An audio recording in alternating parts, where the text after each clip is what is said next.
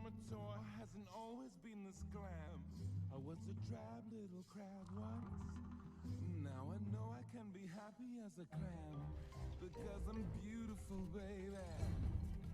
Did your granny say, listen to your heart, be who you are on the inside? I need 3 words to tear her argument apart. Your granny lied. I'd rather be shiny, like a treasure from a sunken pirate wreck. Scrub the deck and make it look shiny. I will sparkle like a wealthy woman's neck. Just a sec, don't you know? Fish are dumb, dumb, dumb. They chase anything that glitters. Beginners. Oh, and here they come, come, come to the brightest thing that glitters. Fish dinners. I just love free food, and you look like seafood. Hey, crab cake! I'm back. Mwah. It's Maui time! What do you say, little buddy? Giant Hawk, coming up!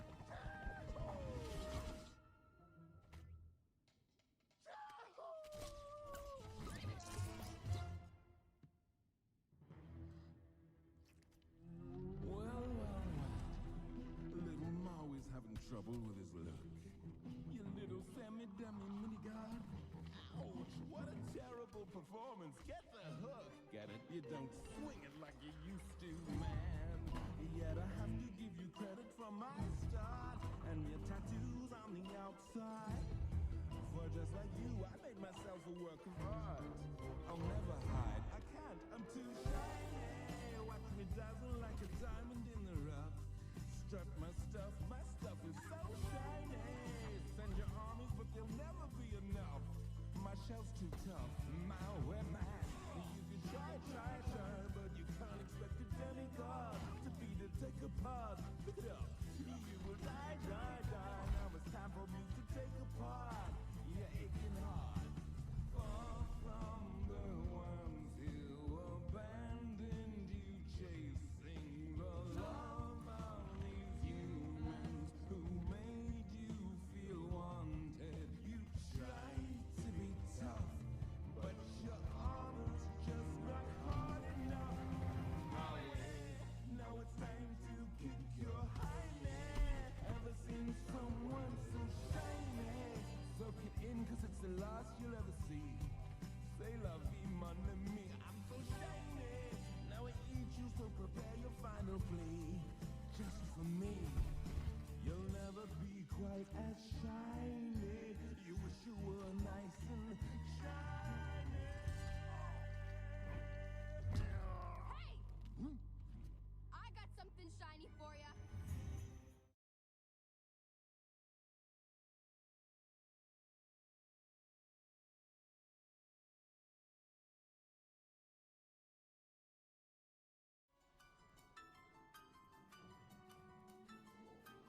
In the dark of the night I was tossing and turning, and the nightmare I had was as bad as can be.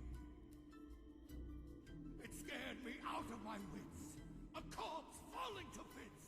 Then I opened my eyes and the nightmare was me. I was once the most mystical man in all Russia. When the royals betrayed me, they made a mistake. My curse made each of them pay, but one little girl got away. Little Anya, beware, Rasputin's awake. In the dark of the night, evil will find her. In the dark of the night, just before dawn. Revenge will be sweet when the curse is complete. In the dark of the night, she'll be gone. My powers are slowly returning. Tie my sash and a dash of cologne for that smell. As the pieces fall into place, I'll see her crawl into place. До свидания, under your grace. Farewell. In the dark of the night, terror will strike her. Terror's the least I can do. In the dark of the night, evil will brew. Soon she will feel that her nightmares are real. In the She'll be through. In the dark of the night, evil will find her. In the dark of the night, terror comes true. Doom. My dear, here's a sign. It's the end of the line. In the dark of the night. In the dark of the night. Come, my minions, rise for your master. Let your evil shine. Find her now, yes, fly ever faster. In the dark of the night, in the dark of the night, in the dark of the night, she'll be mine.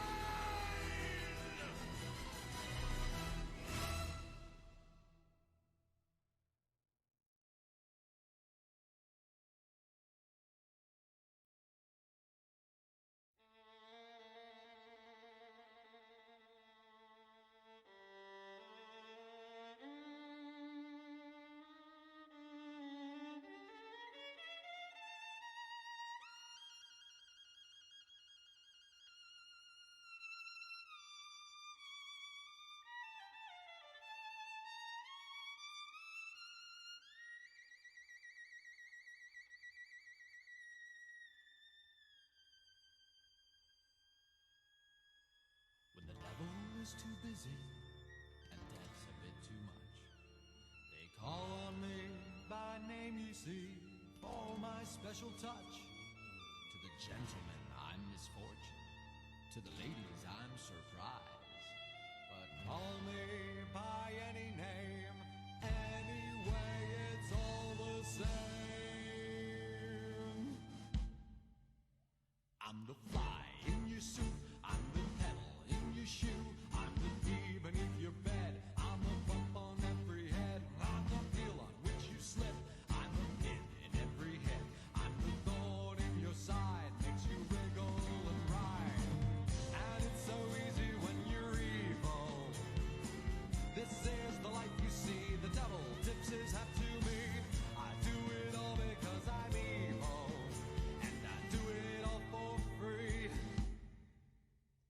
Your tears are all the pay I'll ever need.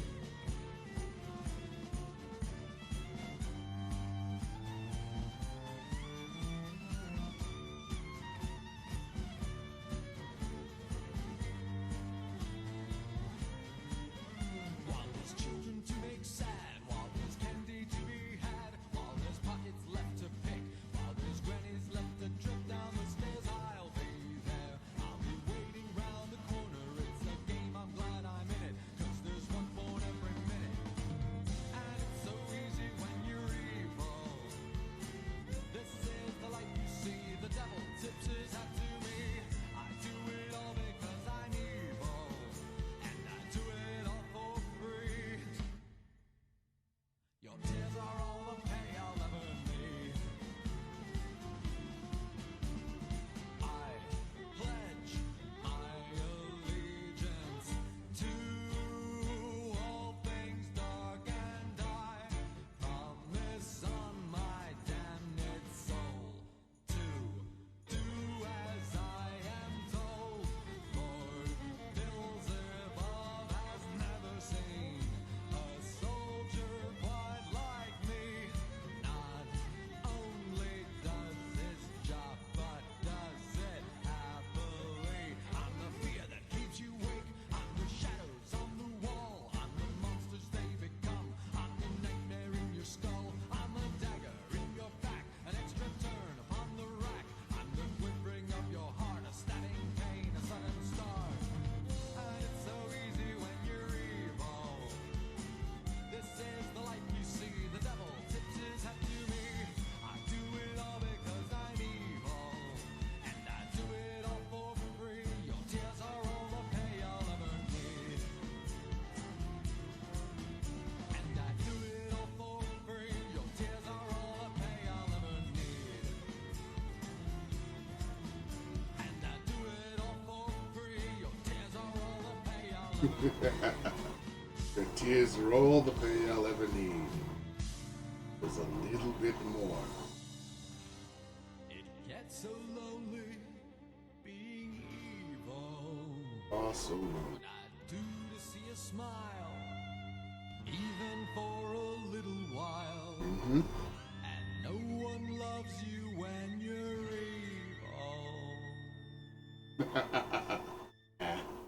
I'm lying through my teeth. Your tears are all the company I need. Yes.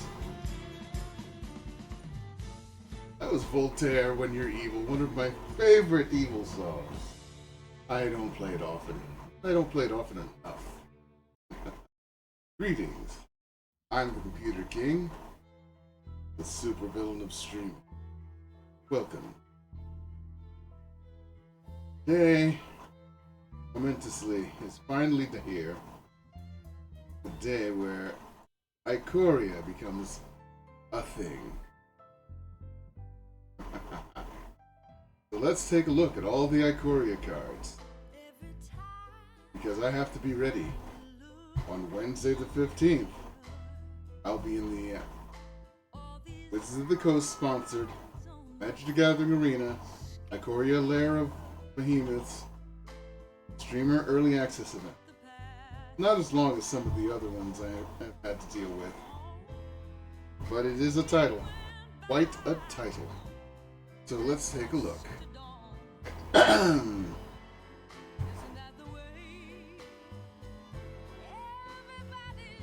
Blade Banish. About target creature with power 4 or greater. Wanderer walks many paths. Her blade travels only one. That is, through big creatures. Well, the Wanderer makes another appearance. She's pretty cool for a white card. Very mysterious for a white card too. Most of the white cards anybody ever deals with, well, mystery is not their thing. Here's Checkpoint Officer. This is the guy you run into if you go outside and you don't have an essential job, you see. How topical, yes. It's another one with spend a little mana, tap it to tap target creature. After what he viewed as Luca's shocking betrayal, General Kudrow enacted stringent security measures at every entry point into Drammen. General Kudrow? As in Lisa Kudrow's family? Cool. Maybe he'll sing Smelly Cat. Coordinated charge. This, I don't mind as a white card. Creatures you control get +2/+1 till end of turn. He even has cycling too. Out here we're nothing but our training. Ithok, Coppercoat Mage. Why am I not pissed off that there's an instant spell for white that where all creatures get +2/+1 till the end of turn? Because it costs 5. That is a reasonable cost for a power like that. Not 3. Not 2. Not 4. 5 is good. It's fair and balanced. Cub Warden. That's a cat. That's a cat.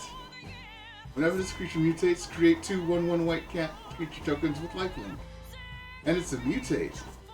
So you could spend 3 and 1 just to put them out, or 2 and 2 white to slap it onto a other creature.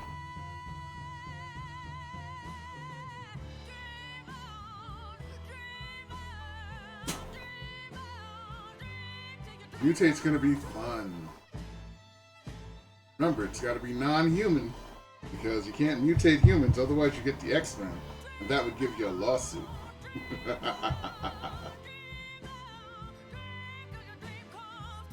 Hey Mark, how you doing?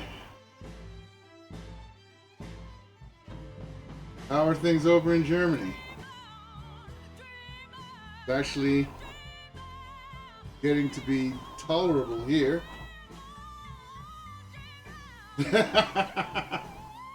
Yeah, mutate doesn't work on humans because they don't want to be sued by the X-Men.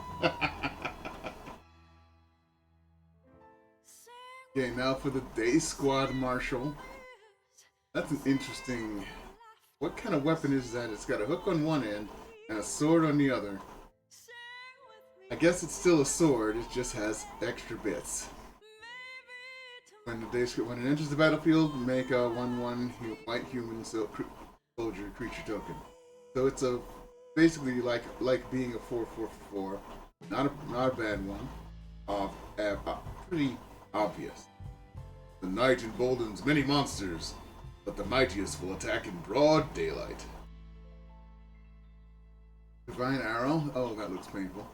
Deals 4 damage to target attacking or blocking creature. Well, at least it doesn't cost 1, like some cards. At least it doesn't do 5, like some other cards. Outside the Dranith's walls, where collateral damage is of no concern, the copper coats are free. Use more potent. So, no, this is like cops who work in the outskirts. You know, nice. Hand sanitizer. That's why I bought my hand sanitizer before this happened. In fact, I was running low on it, and it just restocked for COVID hit. I got lucky. Also, I have not had to buy toilet paper for a year. There's the Dranith healer. Dranith is all these humans. I guess some of these powers you don't want to mutate, I guess. Whenever you cycle another card, gain a life. Oh no, it's another life gain card. The glowstones shine and dinosaurs roar to the south. Business will be brisk tonight. Yeah, why isn't Huatley here? There's dinosaurs. Granith Magistrate. Here's somebody who has a high opinion of himself. 2 mana for a 1/3. That's okay. Your opponents can't cast spells from anywhere other than their hands. Ooh, this stops all the sneaky. I get stuff from outside of my hand spells, like off the top of my deck or from my graveyard. Our sanctuaries must be beacons of reason and calm, or else they will fall. Yeah. Fight as one. Fight as one. Isn't that a song that they used for one of the Avengers cartoons? One sec.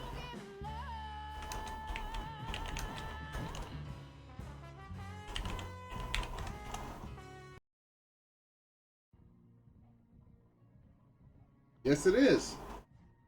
And you're about to hear it. Background.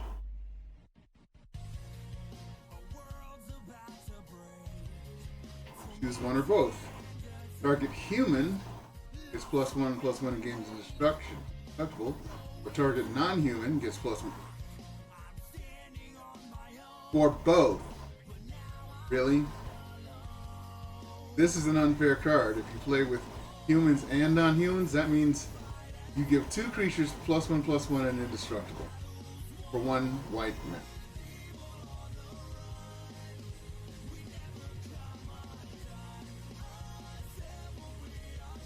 I was right. Fight as one is the name of the song.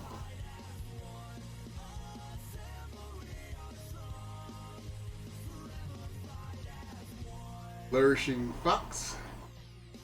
Whenever you cycle a card, it gets a counter. Oh, a +1/+1 counter.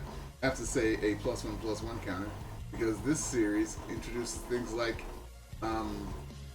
trample counters or other things on counters. Day 1, these fox pups have really taken to me. Day 4, big, so big, need additional security.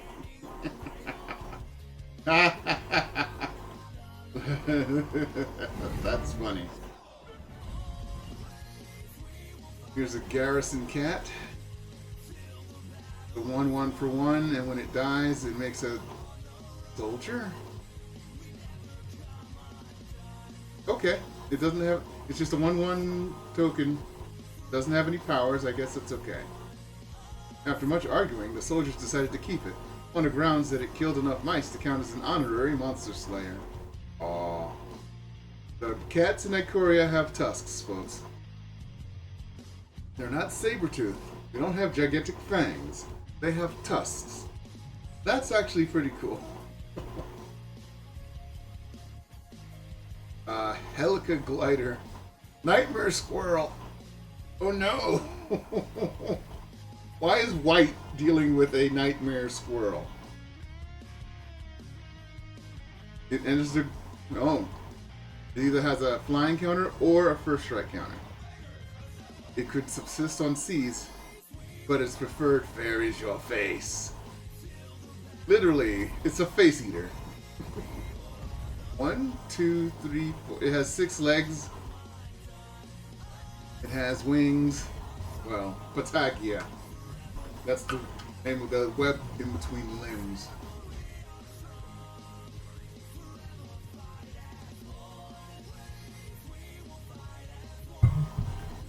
But a nightmare squirrel in white. Why? Why is this a white? White would never... Oh, it has 6 eyes too. Oh, gross. Oh, this thing, it gets worse every time you look at it. Huntmaster Liger. Hey, it's a Liger. Aww. Not a Tygon. Liger, I believe the male was a lion and the female was a tiger. Okay, Mutate 2. Oh, wait. Wait, it's cheaper for Mutate than it is for regular casting. And whenever this creature mutates, other creatures you control get +X until end of turn, where X is the number of times this creature has mutated. So you can pile... Wait, number of times it's mutated? You can slap like 5 creatures on it? I didn't realize Mutate had multiple... Oh no, Mutate is going to be really nasty. Imposing Vantasaur. Vigilance, cycling 1. 6 mana for 3/6. This is actually not a good card. It mutates nasty. Bargrim's coastline can be quite beautiful as long as you can avoid the volcanic dinosaurs, the sea dinosaurs, and the roaming beach dinosaurs. A lot of dinosaurs in here. Oh, dinosaurs. Oh, Historic is going to be full of dinosaur decks now. Oh no. What the fuck is this? I mean, she's the human cleric, but what the fuck is she writing? This is a scary looking... And a Keen Sight Mentor enters the battlefield, put a Vigilance counter on target non-humanoid creature you control. And for 1 and a white, put a +1/+1 counter on each creature you control with Vigilance.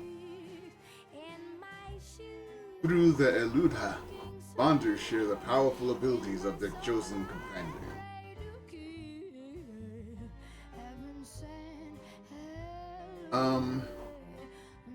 This looks more like through the Eluda, Bonders give powerful abilities that they don't have to chosen companions. Because the Mentor doesn't have Vigilance. But the creature gets Vigilance. That's not... A Lava Brink Venturer. As Lava Brink Venturer enters the battlefield, choose odd or even. Lava Brink Venturer has protected from each converted mana, oh my god, of the chosen value. So... It's like Haktos, except for instead of being immune to all casting costs except for 1, this is immune to half the casting costs out there. And you have to choose. Take one wrong step out here and you're dead. I'll take only the right steps. Well, we get it, because you're alive and you dance on the lava. Light of Hope. Choose 1, you gain 4 life.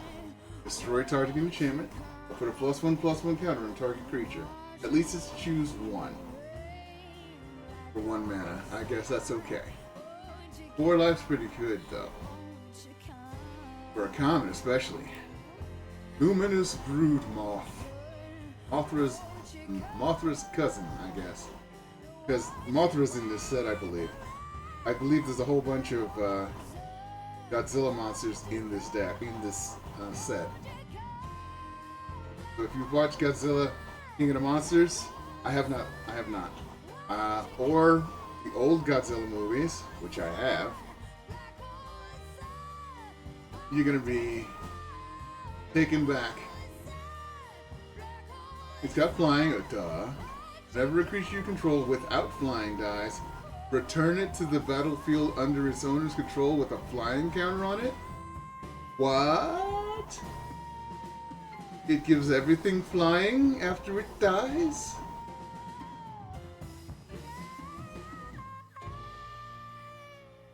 It soars through currents of moonbeams. Give hope to the Forsaken.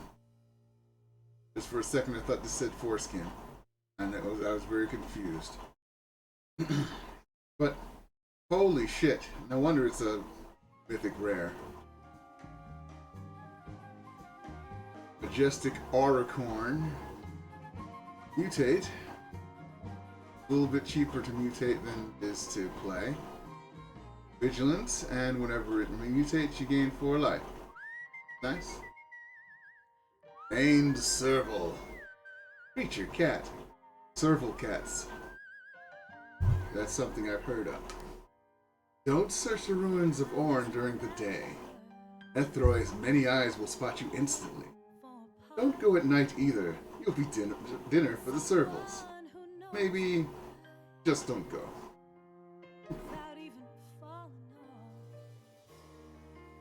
From Rosai, Data Hunter.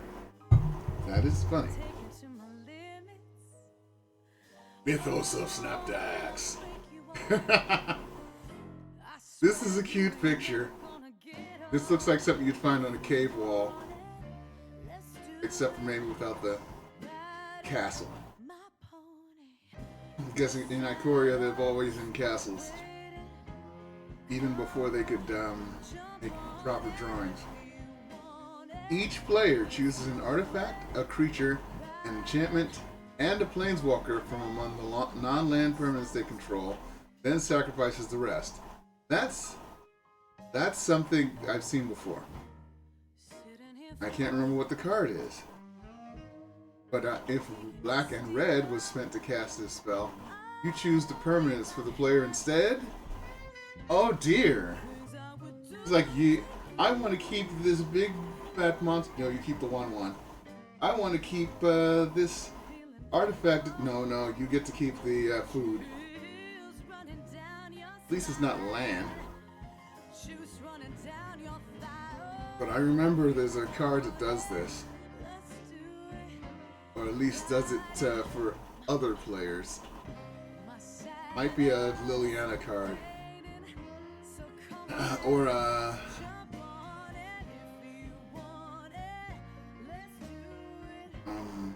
never mind.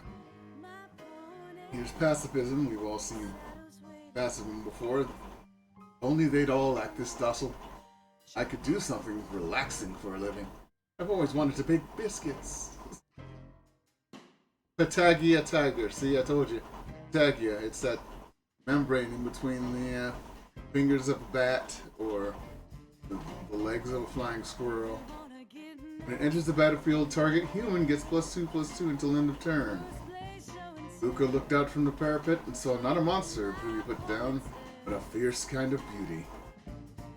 That doesn't explain why. But it's the cat. Cats are big again. Perimeter Sergeant.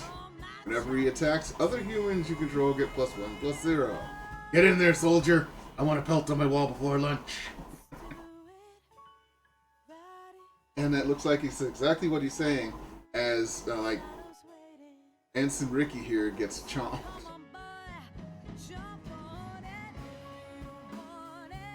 Sanctuary Lockdown. Enchantment for 2 and a white. Humans you control get +1/+1.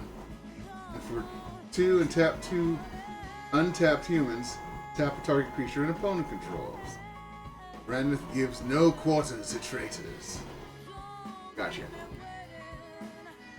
Savai Sabretooth. Here's the Sabretooth. Not all cats have tusks. Some of them are saber-toothed. 3-1 for 2, not bad. The giant tigers of Savai prefer to hunt at daybreak. The crystal's warming glow is masked by the light of dawn. Warning glow.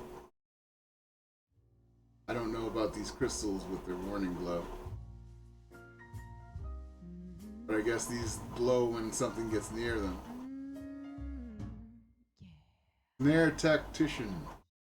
Whenever you cycle a card, tap target creature and opponent controls. Our volleys don't aim to kill, impair them, and the ground will do the rest. That's what you do to flying things, yes. Solid footing, nice. Here's those tusks again. 1 mana. Okay. I smell bullshit as soon as I see 1 white mana. Got flash. And creature. It gives it +1/+1. And as long as enchanted creature has vigilance, it assigns combat damage equal to its toughness other than its power. So it's like instantly you can turn something into a butt beater. For 1 mana, all of that. And it's a common. Lifelink, the Splendor Mare. Elk Unicorn. It would just make it an elk with an extra horn. Huh? Lifelink. Cycling. When you cycle it, put a lifelink counter or target creature you control. That's not that bad. It's a little cute trick.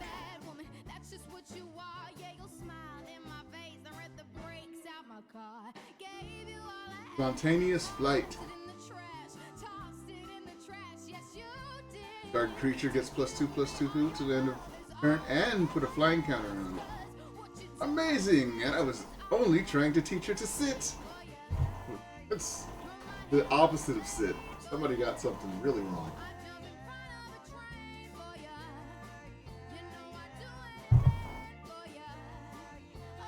Stormwind Caprador. Bird Goat. That's weird. Flying. If non-combat damage will be dealt to it, prevent that damage. Put a +1/+1 counter on it for each 1 damage prevented that way. So don't fireball with a Caprador. Whoa. But notice it doesn't say non-combat damage from opponent. So if you have a fireball or any other instant damage maker, you can just slap him with counters. Like, oh, I'm gonna block it with a 2/4. It's gonna die. A 4/2. It's gonna die. I shock my Stormwild Caprador. What do you mean? It's now a 3/5. Son of a bitch! Swallow Hole. As additional cast, tap and untap creature you control. Exile target tap creature. Put a +1/+1 counter on the creature tap to pay this spell's additional.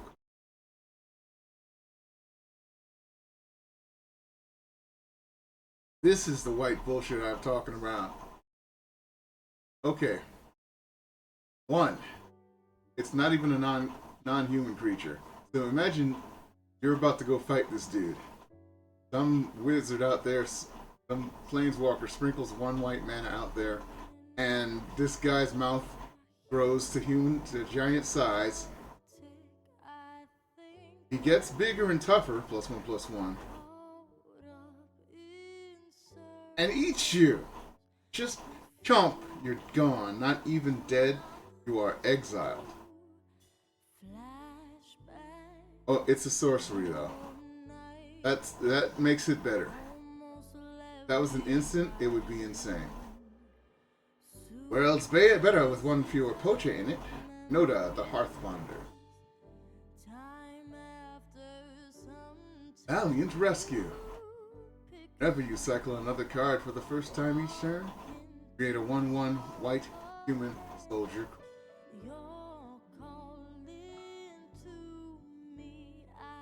3/1 for 2. That seems to be par for the course around here. But if you spend 2 in white, you get a 3/1. The floating city of Skysail has 2 rules. Don't leave your crewmates behind, and don't mess with the guardrail.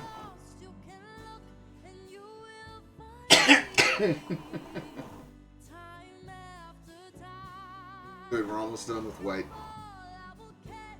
Vulpikeet. Vulpikeet, it's like a parakeet vulpine. Foxbird. Mutate, flying. When it mutates, put a +1/+1 counter on it. That's funny.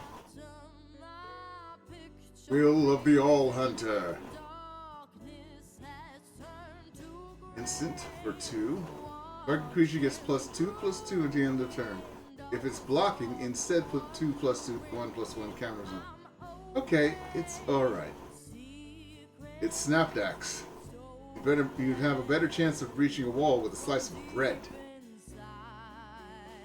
I don't get this exactly. I don't know who Snapdax is. Here's Blue, and Blue has some of the most beautiful cards. Look at this. Blue always gets really good depictions. Okay, the Aegis Turtle. A 0/5 for 1. Nice blocker. Endurance of the ancient turtles in a land so harsh makes a strong case for patience, tranquility, and composure. And he's immune to the single lava coil. Here's Anticipate. We all know Anticipate. Bonder and bonded move in unison, intuiting each other's next. Archipelagore is a Leviathan. He's not a legendary though, but he's an island. He's so big, he's an island. Mutate 5 and 1, so he's cheaper to mutate. Whenever this creature mutates, tap up to X target creatures, where X is the number of times this creature has mutated. Those creatures don't untap during the controller's next untap step, and he's a 7. So if you can get him down by himself and mutate him with other mutate creatures, that's great. But if you can't, he's not that great anymore.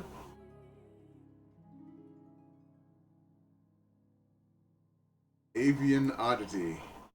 Bird, sort of. It looks like a bunch of birds got fused together. Flying, cycling. When you cycle it, put a flying counter on target creature you control. That's cute. Boon of the Wish Giver.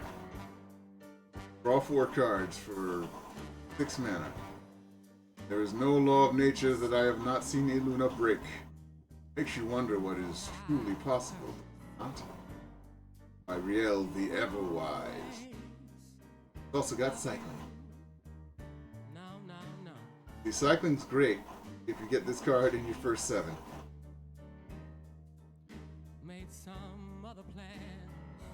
Capture Sphere. Haven't seen this in a little bit.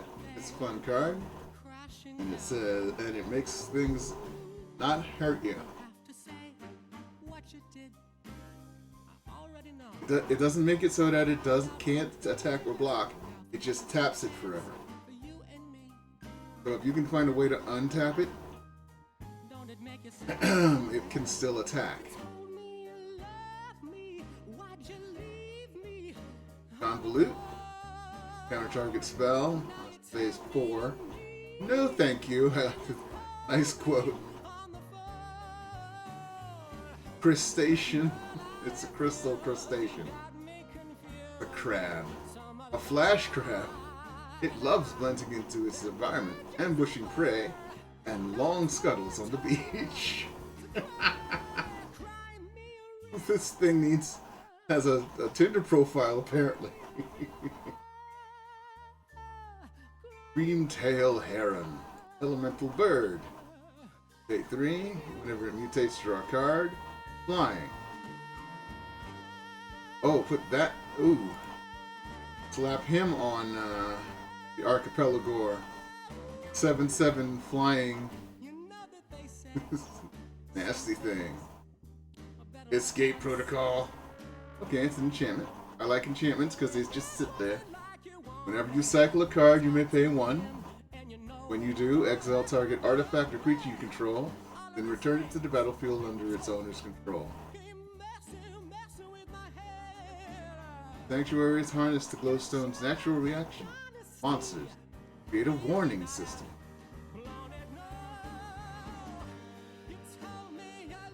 Nice. Essence Scatter. Counter. Currently carrying a black creature. Of some sort. I know the nightmares of Indatha seem scary, but when you break them down into the component parts, they're quite beautiful. Facet Reader.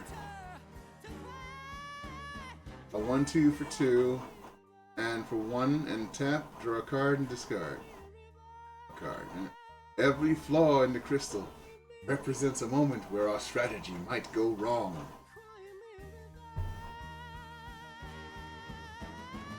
Frostlinks. Elemental cat. When Frostlinks enters the battlefield, tap target creature an opponent controls. That I've seen this guy. Just a reprint. If you feel strange, chill within the temperate quartz wood. Oh, if you feel a strange chill within the temperate quartz wood, look up. Frostveil Ambush. Instant. Tap up the 2 target creatures. Those creatures don't untap during their controller's next untap step. For 5? Oh, that's horrible. This is a card you want to cycle. Unless you get it late game. Hunter's methods vary from simple and brutal to elaborate and brutal. Glimmerbell. Elemental jellyfish. Flying, and you can untap it. The 1/3 for 2, and it's not bad. With flying. Their paths aren't random, but they don't float with the wind. Could they be following surges in crystalline energy? Niraith Ketria Elementalist. Gust of Wind. Cost 2 less if you control a creature with flying. Return target non-land permanent you don't control to its owner's hand. And draw a card. That's nice. If you have a flyer, it costs 2. Very nice. Skysail's strength was also its vulnerability. Hampering Snare. Instant creatures your opponents control. It's -2, -0 until end of turn. That's all of them, by the way. And Cycling 2. I want it to look me in the eyes and know the face of the man who put it down. Helsing the Plague. Sounds like a fun guy. Keep safe. Counter target spell targets a permanent you control. Draw a card. Coppercoats think they understand duty and loyalty. They can't begin to fathom the depths of my bond. Okay. A little pretentious, but blue.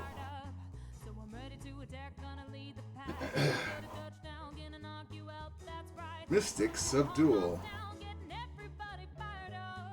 Flash, enchant creature, gets -2, -0, and loses all abilities. Mutating onto the creature won't give it new abilities. It can gain abilities in other ways, like counters. They talk about counters. But that's pretty nifty. Neutralize. Counter, and it cycles. On Ikoria, reactive magic can make the difference between barely grazed and really dead. Of one mind. Sorcery costs 2 less if you control a human creature and a non-human creature. Draw 2 cards. The Eluda is total communication, total understanding. It makes regular human speech feel like garbled grunting. Winota, Heartbounder. Sounds like Avatar. Not the last Airbender Avatar. Movie with the people with ponytail sex. Ominous Seas. Enchantment. Whenever you draw a card, put a 4-shadow counter on it. Remove 8 4-shadow counters to create an 8/8 blue creature token. Ooh, I want. This is fun. This is a fun card. Only costs 2. Haze Dolphin. Elemental Whale. Alright, folks. Here's where every semantic expert in the world will look at it and say, a whale's not a dolphin. And a dolphin's not a whale. We get it. But apparently in Ikoria, they're interchangeable. Whenever a phase dolphin attacks, another target attacking creature can't be blocked this turn. Never had to trust your breath to an inhuman creature who could crush you at its whim. And I truly feel sorry for you. Egan Seabonder.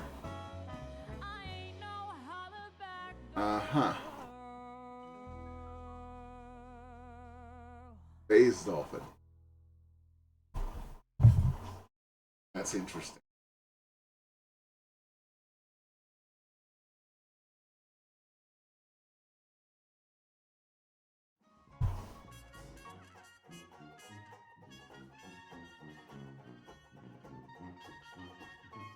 Pollywog Symbiote.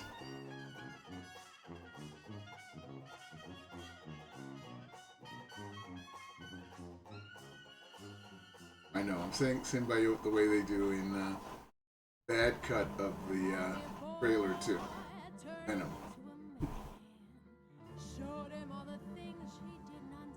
It's a frog.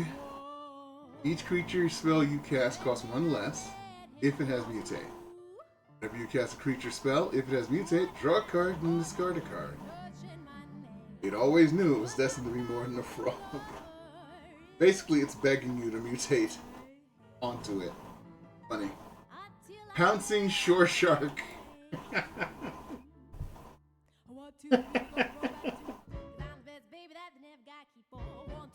I need something solid to knock on.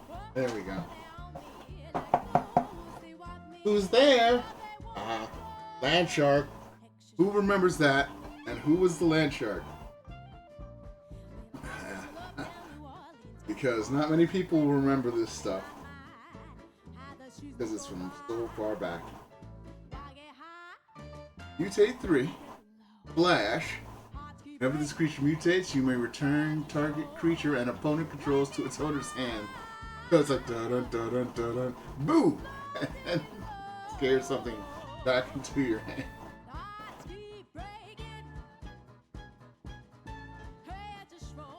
Reconnaissance mission. Whenever a creature you control deals combat damage to a player, you may draw a card. Really expensive, cheap to cycle. Bonders work with the creatures that fly, slink, and burrow. Assume they know everything. Irina Kudrow. There's that name again. Lisa Kudrow fund this set. Sea Dasher Octopus. Octopi are scary, folks. Not because they have 8 legs, because they have 4 brains, or they have so much brain they get bored and find ways out of their tanks. They are curious and can squeeze through anything the size of a quarter. That's even the big ones. A quarter, folks. Imagine a 10-foot octopus squirting their way through there to get at you, because they can do that. They are scary and smart. Mutate, yeah. Flash. And when it deals combat damage to a player, draw a card. Shark Typhoon.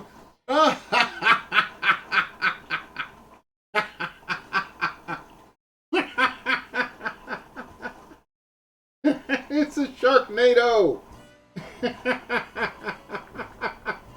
Somebody at Wizards of the Coast ran out of ideas and said, how about Sharknado? No, we're gonna get sued if we make a Sharknado. Oh, how about this Shark Typhoon?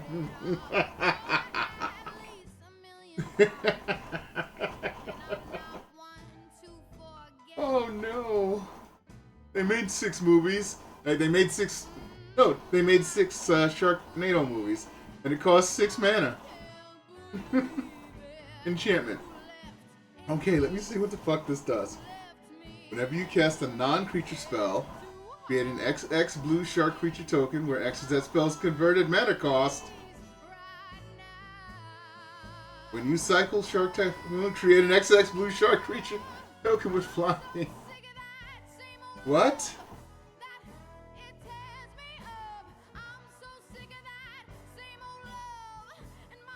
Oh, you can pay 1 blue, 1 and X to make an XX shark creature with flying. Sharks with flying, folks. It's a shark fucking NATO. I want.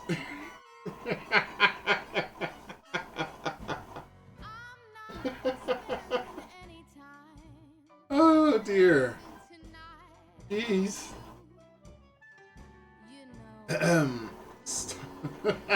Shark. I saw Shark Typhoon. I'm like, wait a minute. Okay, gotta move on. Gotta move on. Startling development. It's an instant. Good, that's why it's startling. Till the end of the turn, target creature becomes a blue serpent with base power and toughness 4/4. That's cute. Remarkably, dinner continued with no further interruption. Little baby bird turns into a 4/4 serpent for a turn. Mama Eagle's still trying to feed it. That's cute. She's like, what the fuck happened here?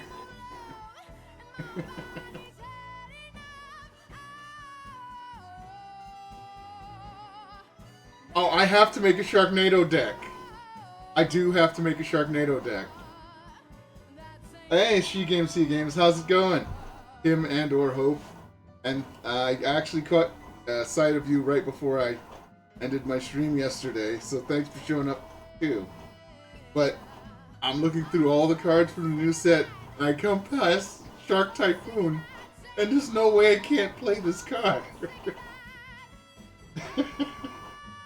Okay, I gotta stop. Oh, ooh, another shark. Nice. Let me get to it. I'll get to it. Just the Sharknado is still fucking making me laugh. Whenever a thieving otter deals damage to an opponent, draw a card. Otters are cute. This is like an Ottersaurus. But it's still cute. And the fact that he just stole something off of somebody, a coin purse, it's hilarious. And here he is chasing it down. Oh, damn that otter! You're telling me we spent a year securing the sanctuary against pterosaurs, ram beasts, and night fangs, and we were robbed by what? Endress, the dreadeth magistrate. We were robbed by what? An otter, sir. There's also a land shark. You missed this. I have to back up just a little bit to show you. Where are you? You weren't that far back.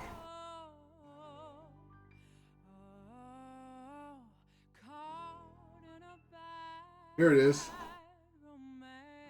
Pouncing shore shark. So yeah, they got a land shark. Do you remember land shark from years and years ago on TV? The voracious great shark, i.e. the great white. Got Flash. Them sharks always come out of nowhere.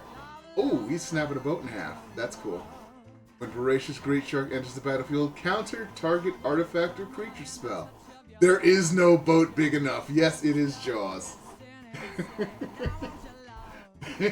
We're gonna need a bigger boat. There is no boat big enough. I have to make a shark deck. I can't not make a shark deck. I'm gonna be in the early access event this coming Wednesday, so I get to play around with sharks. The 5-4 for 5, not.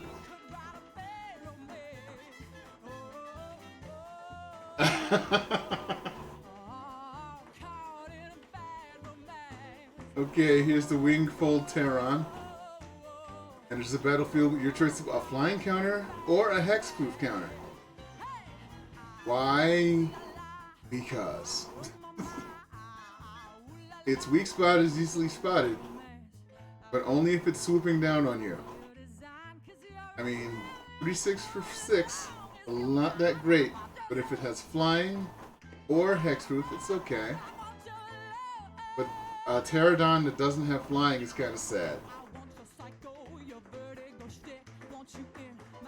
Just countering a voracious great shark comes out and just chomps up this creature spell you're gonna, or the artifact spell, in case you were casting a boat.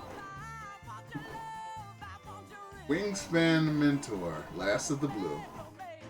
When Wingspan Mentor enters the battlefield, put a flying counter on target non-human creature you control.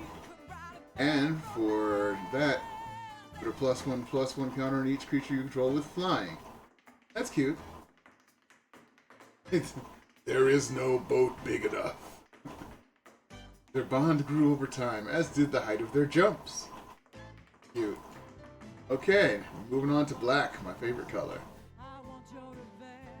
Bastion of Remembrance.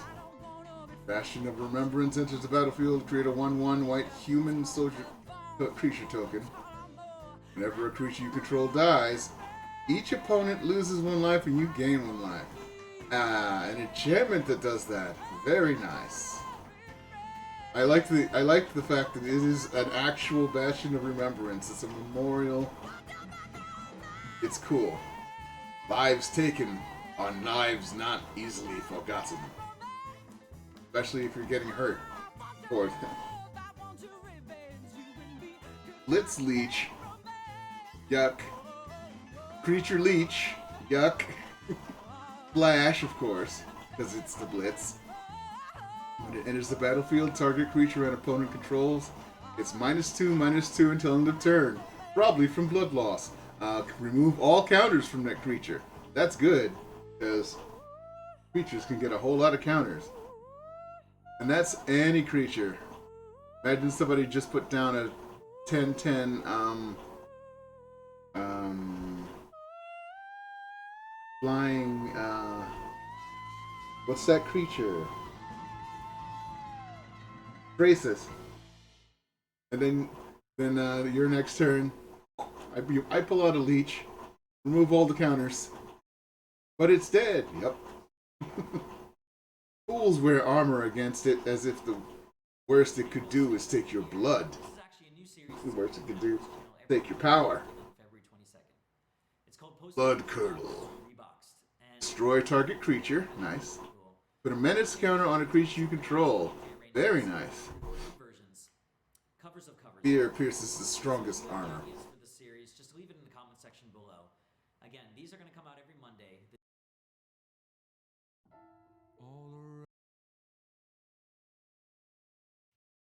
I like when you get mad. I guess I'm pretty glad. Boot Nipper. Got 2 mouths. Boot Nipper enters the battlefield with your choice of a death touch counter or a lifelink counter. I have a number of hyper-specific phobias, and this somehow hits all of them.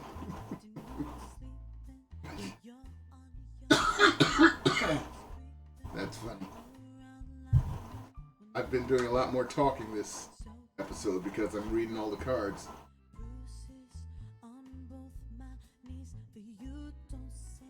That's an ugly beast. Yeah, it kind of does look like the baby graboids. think it was 3 that they came out. Call of the Death Dweller. Return up to 2 target creature cards with total converted mana cost 3 or less from your graveyard to the battlefield. Put a death touch counter on either of them, then put a menace counter on either of them. That's cute. Living fear the Nethroi's whispers. The dead heed them. Look at that. I mean, it's 3 mana. That's really nice. 3 mana.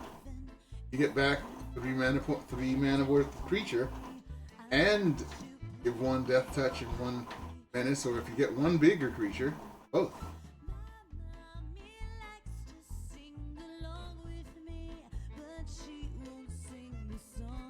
Cavern Whisperer.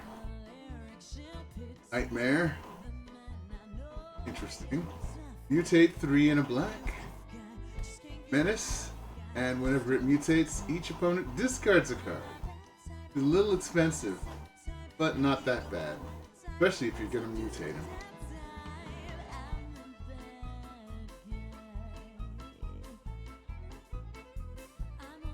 Chittering Harvester. Black seems to be into the mutate thing real heavy.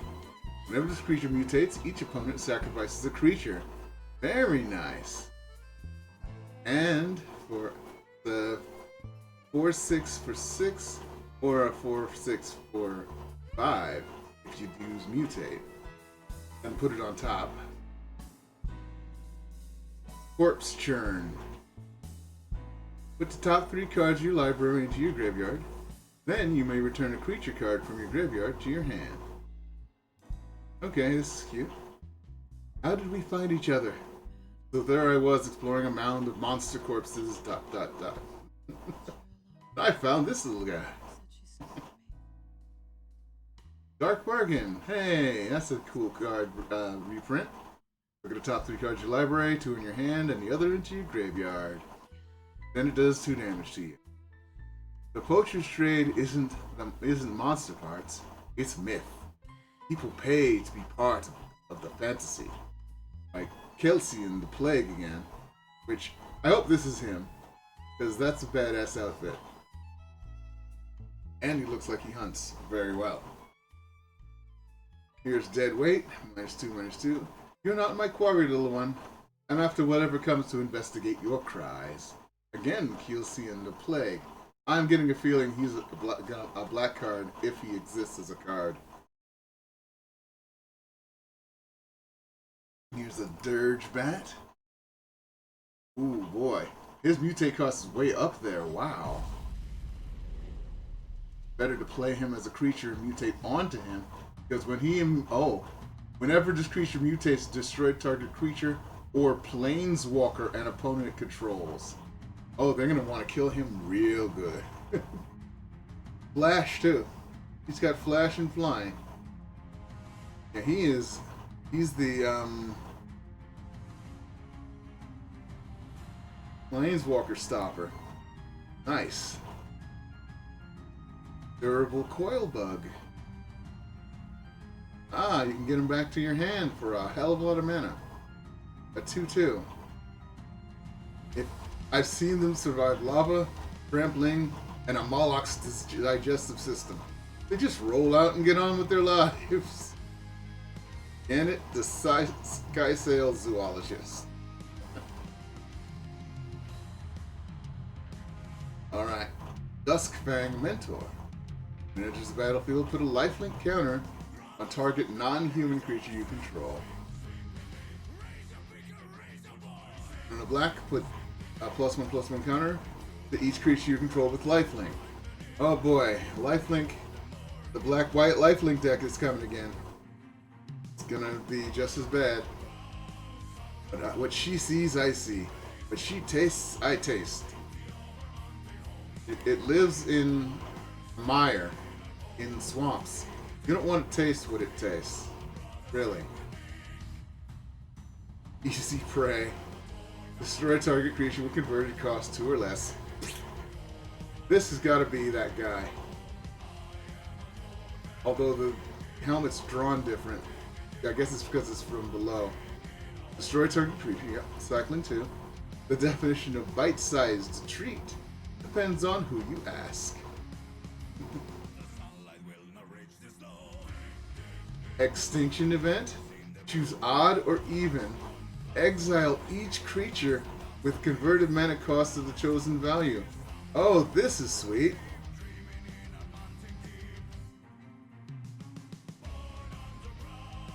Nature is more merciless than any hunter I've ever known. Zai, the Night Squad captain. Extinction event. Nice title. Nice name. Very topical.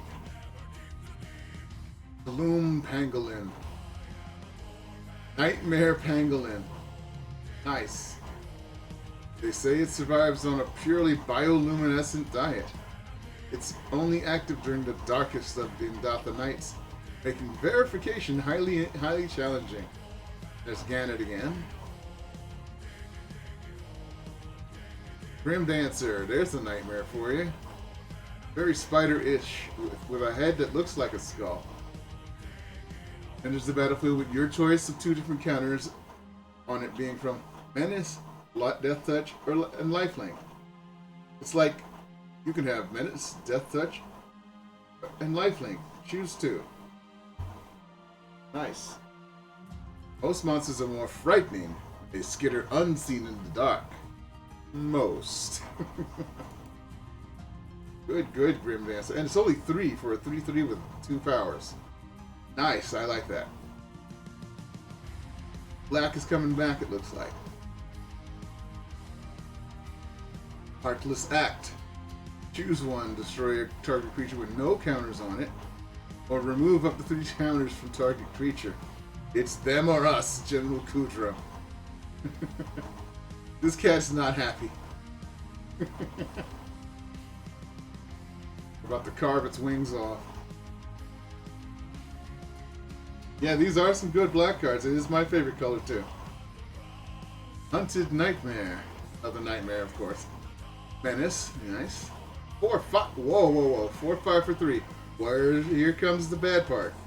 When it enters the battlefield, target opponent puts a Death Touch counter on a creature they control. So it gives your opponent Death Touch to deal with it. But it's a 4/5 for 3, folks. The cruelest monsters inspire the greatest tales. The greatest tales inspire the cruelest hunters. Riel the Everwise. I can see this is good. This is a good one. Yeah, pair it with a kill card.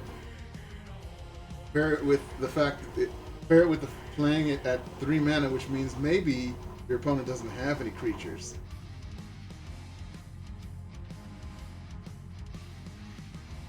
Yeah, or a token deck. Insatiable Hemophage. He's a blood eater. Hemophagia. It's a nightmare, mutate. Death Touch. Whenever this creature mutates, each opponent loses X life and you gain X life, where X is the number of times this creature has mutated. I'd like to see like somebody play a mutate deck and just pile shit on one. No, it's not a Chupacabra. It's an opponent. Your opponent loses life. You gain life. Very nice. Slap that on the 4/5. Lurking Deadeye. Looks like she's got night vision. Got flash. 4/2 for 4. And enters the battlefield. Destroy target. Oh, there it is. This. Destroy target creature that was dealt damage this turn. There's no roar so mighty that it can't be silenced. She's sort of a Chupacabra. Oh, that's why you called him a Chupacabra, because he's the goat sucker. I get it.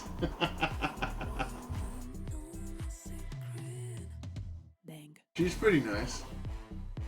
Memory leak. Target opponent reveals their hand. You choose a non-land card from that player's graveyard or hand and exile it.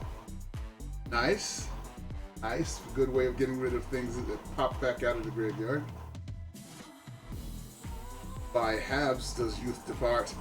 I remember halves of names, halves of years, halves of myself. Ogaro, Wandering Sage. He seems to be suffering from a memory leak. Mutual Destruction. I like that name. That's a nice name. It has Flash as long as you control a permanent with Flash. As an additional cost to cast a spell, sacrifice a creature to destroy target creature for 1. That's nice. Hunter and Hunted both died, thinking they had outwitted the other. Yeah, this and that thing that gives and the Hunted Nightmare. If you have a little weenie to sacrifice.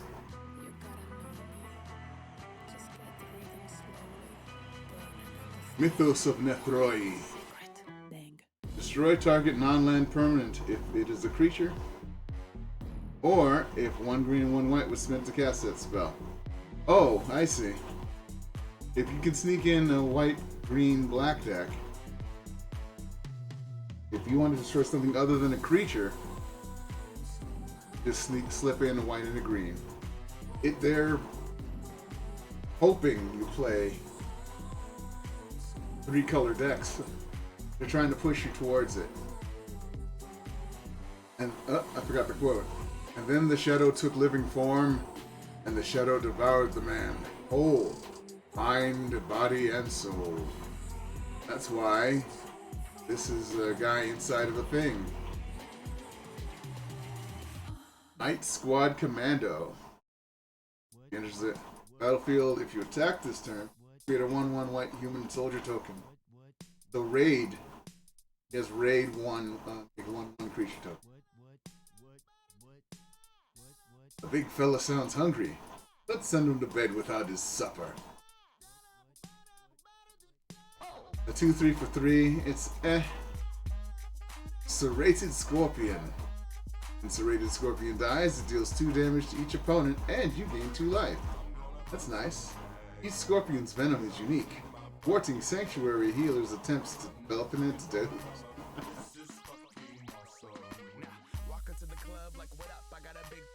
Suffocating Fumes. Creatures your opponents control get -1/-1 until the end. Yesterday, it was flying tigers and crumbling bridges. Who knows what today will bring? Doll, Lava Brink Quartermaster.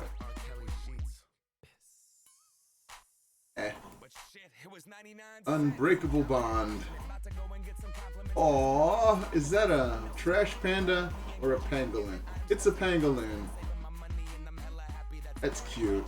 Return target creature card from your graveyard to the battlefield with a lifelink counter on it. From now until the crystals stop glowing.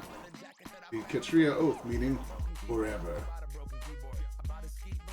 That's cute. Very cute.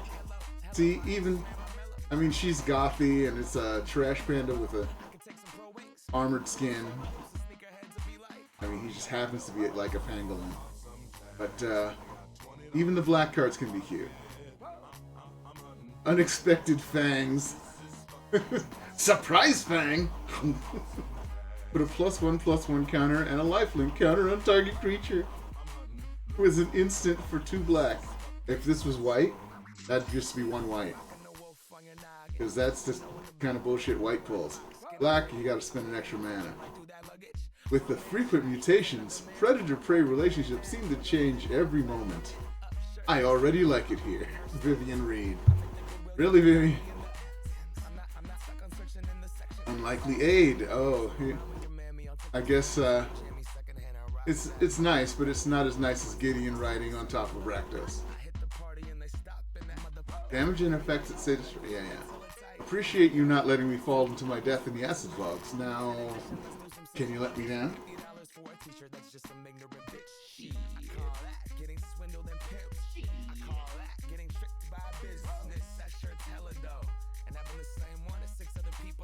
Cat's heard something interesting. Ran off into the other room. My other cat and said, "Oh, I better go check." I always look just in case. Because if they run for the hills, that means someone's coming into my house, which would be a bad thing. It would be a human, not a creature. Probably a squirrel. Void Beckoner. Death Touch. Whoa, whoa, whoa. 8/8 for 8 with Death Touch. When you cycle it, put a Death Touch counter on target creature you control. Because you might never get to 8 mana. Jeez, man. You're huge. The Whisper Squad. Human soldier. Does that look human to you? I'm not looking at the mask itself because that's like the mask of that hunter guy. But look at the eyes, and underneath the mask here, it looks like he's got tentacles. You sure that's a human? Search your library for a card named Whisper. Oh, you can go look for other Whisper Squad and just slap them onto the battlefield. That's nice. So first turn you slap him down. Second turn you get another one. Ears can't hear them. Eyes see too many of them. The only thing that would make them worse is if you could put as many as you want in a deck. That would be hilarious and too powerful for a common. Zagoth Mamba. Whenever this creature mutates, target creature an opponent controls gets -2/-2 till end of turn. It's just a snake. A many-eyed snake with venom that turns your blood to smoke. Still just a snake. Kinnan, the Border Prodigy. Sure, just a snake. Alright, going into red. Blazing Volley. Deals 1 damage to each creature your opponents control. Don't ask me what to do if you miss. They're Sting Drakes. Don't miss. Ortheon, the Lava Brink Captain. Lister Split Gremlin. It's a gremlin. Where's the Mogwai? For 1 tap it deals 1 damage to each opponent. Whenever you cast a non-creature spell, untap it. Ah, we have a critic. Ortheon, Lava Brink Captain. He's just sitting up there spitting at people. That's funny. Bits of the Thunder Raptor. Sounds like Flight of the Valkyries. Little loud. Size a little loud. I'm going to lower him a little bit. Because I think he's interfering with my voice a little bit too much. There we go. Oh. Flight of the Valkyries. I mean Blitz of the Thunder Raptor. An instant for 1 and a red. It deals damage to target creature or planeswalker equal to the number of instant and sorcery cards in your graveyard. That creature or planeswalker would die this turn, exile it. That's okay. Might bring back, Is It Drake's? Sound of the Badrock's gigantic wings is ominous, but the true terror is when they fall silent. Cathartic Reunion. As an additional cast cost of spell, discard 2 cards to draw 3 cards. One in a red. The soldier had given up his wealth, his title, even his home, but he had no room for regret. At last, he had saved his friend. And then his friend ate his head. Clash of Titans? Really? Target creature fights another creature. Really? For 5? This is not a good price for this. I mean, I know it doesn't have any green in it. This is a great card? Oh, wait! Oh, I see. Yeah, I just realized that. That's why it costs that much. You just make their creatures eat each other. Let the brutes fight. If they kill each other, we lose no more soldiers today. And Ortheon talks a lot. But now I get it. I forgot that there's been another card that did that. I had forgotten all about this. Like, you. Fight to the death.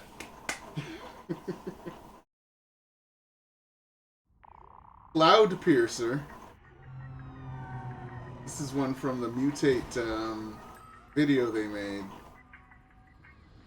Whenever it mutates, you may discard a card. If you do, draw a card. His mutate price is much better than his regular price. And he's a 5/4. Nice. Dranith Stinger. Human Wizard. Whenever you cycle another card, it deals 1 damage to each opponent.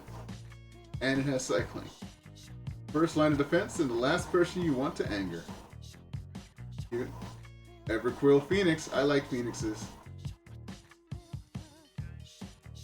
Flying. Whenever this creature mutates, create a red artifact token named Feather with 1 sacrifice feather. Return target Phoenix card from your graveyard to battlefield tapped. Not return Everquill Phoenix.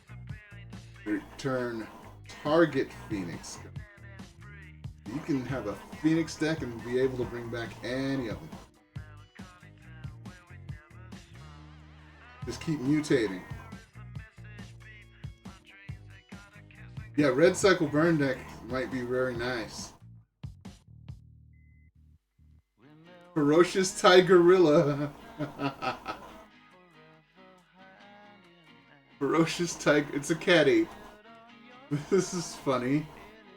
It enters the battlefield with your choice of trample or menace, because it's gonna do one of those things. For sure.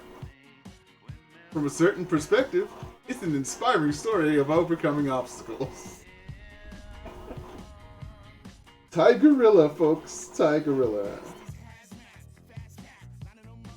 Oh boy. They got some funny shit in here. Fire Prophecy. Deals 3 damage to target creature. You may put a card from your hand on the bottom of your library. If you do, draw a card. Okay. Water and bone tell many tales, but fire is fickle. It would rather consume than reveal. It's true. Flame Spell, I've seen this. I think this is a reprint. Does 4 damage to target creature. Excess damage is dealt to creatures. Oh no, it's not. I think this is new. I think I might have spotted this one before. Fragile floating sky sails suddenly seemed like an appealingly safe place to live. Whitfall Crater. Chant land. Chant land to tap. Target creature gains trample and haste till end of turn. Wow. Land enchantments that make the lands do something other than do extra mana. Hey, calm down, you two. It's cleaning time over on the other side of the room. They got a little too close. One hisses at the other. They know they don't mean it when they hiss. It just bugs me. Try to break them of that habit. They only hiss at each other. And usually it's the older cat hissing at the younger one. Which is funny because the younger one usually wins the combats. Forbidden Friendship. Here's that story of the soldier and his friend again. Create a 1/1 red dinosaur creature token with haste, and a 1/1 white human creature token. The two looked at each other, and neither fled. I see, said the soldier murmured. We're both just fighting for survival out here, aren't we? There's a story in here, and it's cute. Extremely cute. Oh, these kitties are 4 years old. My eldest cat was 15 when I lost her at the beginning of this. But I think I told you we were playing Apex at one point. So but these two weren't directly related to the other one. I called them the twins ever since I had them.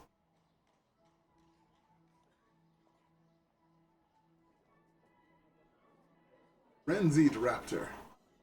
Although the road to through Rawgrim is lined with alarm crystals, some monsters seem to be adapting. We've had raptors feigning attacks on provision caravans, while others try to sneak in through the lava curtain.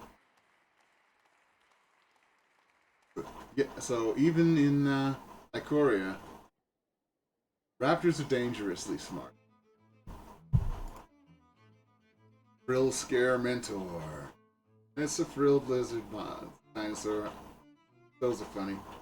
When Frill Scare Mentor enters the battlefield, put a menace counter on target non-human creature you control. And have for 2 in a red and tap, put a 1/1 counter on each creature you control with menace.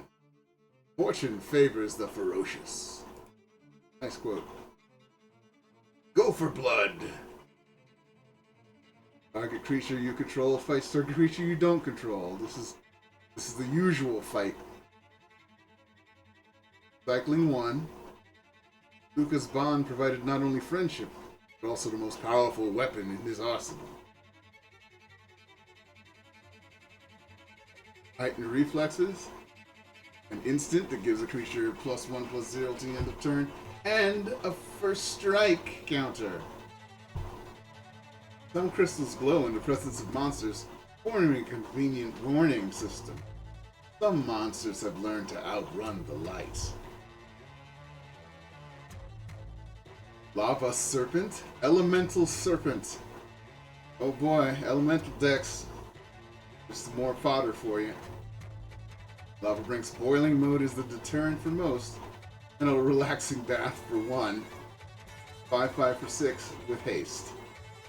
5/5 haster drops down and brushes your shit. Nice. Here's Luca, the Coppercoat Outcast. Exile the top 3 cards of your library, his +1. Exile the top 3 cards of your library. Feature cards exiled this way game. You may cast this card from exile as long as you control a Luca Planeswalker. His -2. Exile target creature you control, then reveal cards from the top of your library to reveal a creature card with higher converted mana cost. Put that card into your battlefield and the rest on the bottom of your library in a random order. So if you have your second biggest creature out there, and you want to go get your biggest creature, that's when you use this. And his ultimate, -7, each creature you control deals damage equals to its power to each opponent. So if you can get him to 7 and you have 20 points worth of creatures, somebody's in for a death.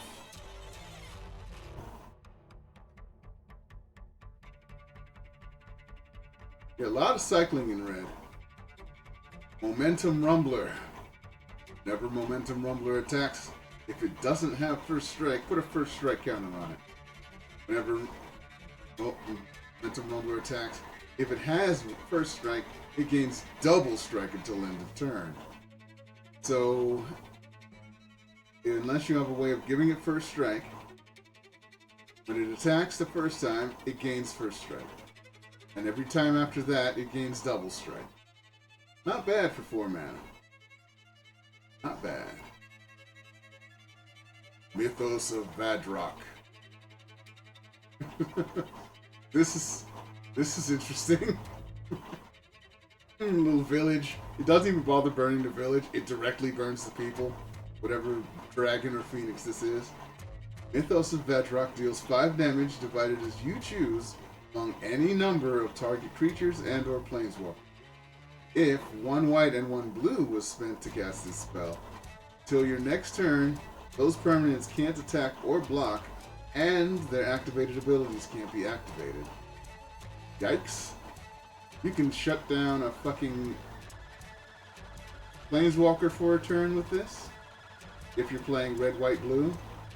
Yes, Sky. That's some nasty shit. Not even a mythic rare. That's just rare. Nice. Porky Parrot. Bird beast. Just look at this poor bird. He's like, what the fuck am I? What the fuck am I? Mutate. He's a 3/4 for either 4, or you can mutate him in for 3. You can tap it. This creature deals X damage to any target, where X is the number of times this creature has mutated. See, the mutate decks is going to be interesting. But it's not, I don't think they're going to be meta, fortunately. Brickley Marmoset. Monkey. Not a beast monkey. Like the poor Porky Parrot. First strike, of course. Whenever you cycle a card, he gets +2/+0 to end of turn. Yeah, red cycle's still kicking ass here. It's either terrified or extremely mad at us. Definitely one of the two. With that look on his face. Yeah, I don't know which one. Donald, Mission Naturalist. Pyroceratops. Elemental Dinosaur. Holy shit, just the concept there. Trample. No kidding. Whenever you cast a non-creature spell, put a +1/+1 counter on Pyroceratops.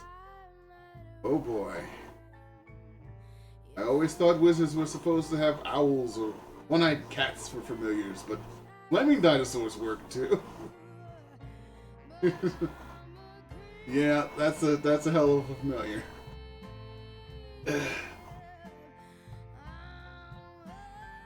Breaking Claws. Target creature gains double strength. Cycling 2 again. How many claws does the monster have? Exactly one more than you've accounted for. Alex, Sky's Hill Defender. It's probably him right there, learning that. Reptilian Reflection. Whenever you cycle a wait a minute. Whenever you cycle a card, you may have Reptilian Reflection become a 5/4 dinosaur creature with Trample and Haste in addition to its other types until end of turn.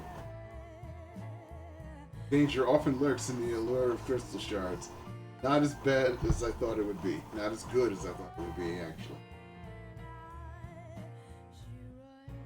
Rooting Moloch. Lizard. Not an elemental, just a lizard. When it enters the battlefield, exile target card with cycling ability from your graveyard. Till the end of next turn, you may play that card. So you can cycle shit and get them back. Just by playing Rooting Moloch and saying, next turn, I'm going to use my mana on this guy. Their feeding habits leave them with gizzards full of tumbled gems.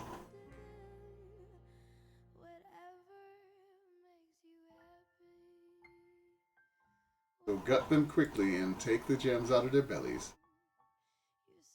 Rumbling Rock Slide. Deals damage to target creature equal to the number of lands you control. Ow. Monsters walk. The earth knows its place and yields. Riel the Everwise. That's not... This quote has nothing to do with what this does. This quote is the opposite of what this does. This is when monsters walk, the earth knows its place and crushes them. Sanctuary Smasher. Rhino Beast. First strike, 6/4 for 6. When you cycle Sanctuary Smasher, put a first strike counter on target creature you control. But look at this thing. 6/4 first strike, yikes, yikes, and yikes.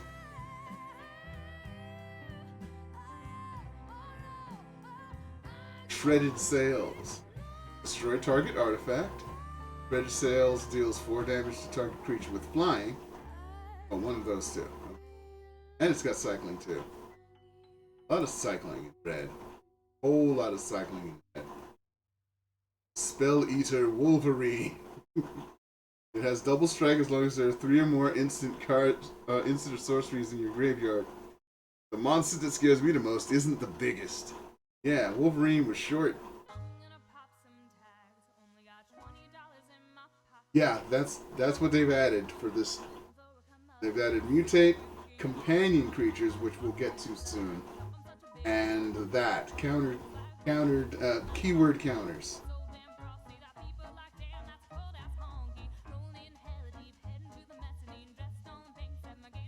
Tentative Connection. This spell costs 3 less to cast and control a creature with menace. Okay, 1 red and 3. Gain control of target creature till end of turn. Untap that creature. It gains haste till end of turn. Okay, it's theft deck. Gotcha. Luca was ordered to kill a threat. He chose to make a friend. Oh, so that story they've been telling, it might have been about Luca and Big Cat Buddy. Hey, this looks awesome. Unpredictable Cyclone. This is the lava version of Sharknado, I guess. If a cycling ability of another non-land card would cause you to draw a card, instead exile cards from the top of your library until you exile a card that shares a card type with the cycled card. You may cast that card without paying its mana cost. Then put the exiled cards that weren't cast this way on the bottom of your library in a random order. Oh god, this makes red cycling insanely weird, and I like it. It's like, okay, I'm gonna cycle. Okay, I'm gonna cycle this Sanctuary Smasher. Okay, it shares a card type, so Unpredictable Cyclone says, don't draw a card. Let's play Russian roulette and see what you get. Flip, flip, flip, flip, flip, flip, flip. And you get a Rooting Moloch instead when you draw it. Now, cost-wise, it's only one cheaper, but you can cycle that too and do the same thing. Of course, you can cycle the Unpredictable Cyclone too, which is hilarious. Weaponize the monsters. Sacrifice 2 and sacrifice a creature to weaponize to deal 2 damage to any target. Revenge is a path inevitably walked alone. Oh wait, we got a legendary finally. Yadaro, Wandering Monster. He's a dinosaur turtle. Aww. Trample and haste. When you cycle Yadaro, Wandering Monster, shuffle it into your library from your graveyard. If you've cycled a card named Yadaro, Wandering Monster 4 or more times this game, put it onto the battlefield from your graveyard instead. Oh shit. So you have a good chance of getting an 8/8 if you just cycle Yadaro when you see him. Although he is an 8/8 for 7. But he's got Trample and Haste. Holy shite.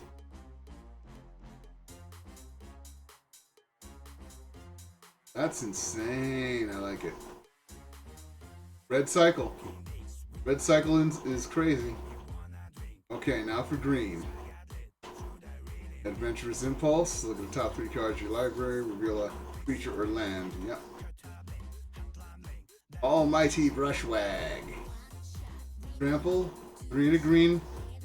Gives it +3/+3. Laughed at the Brushwag.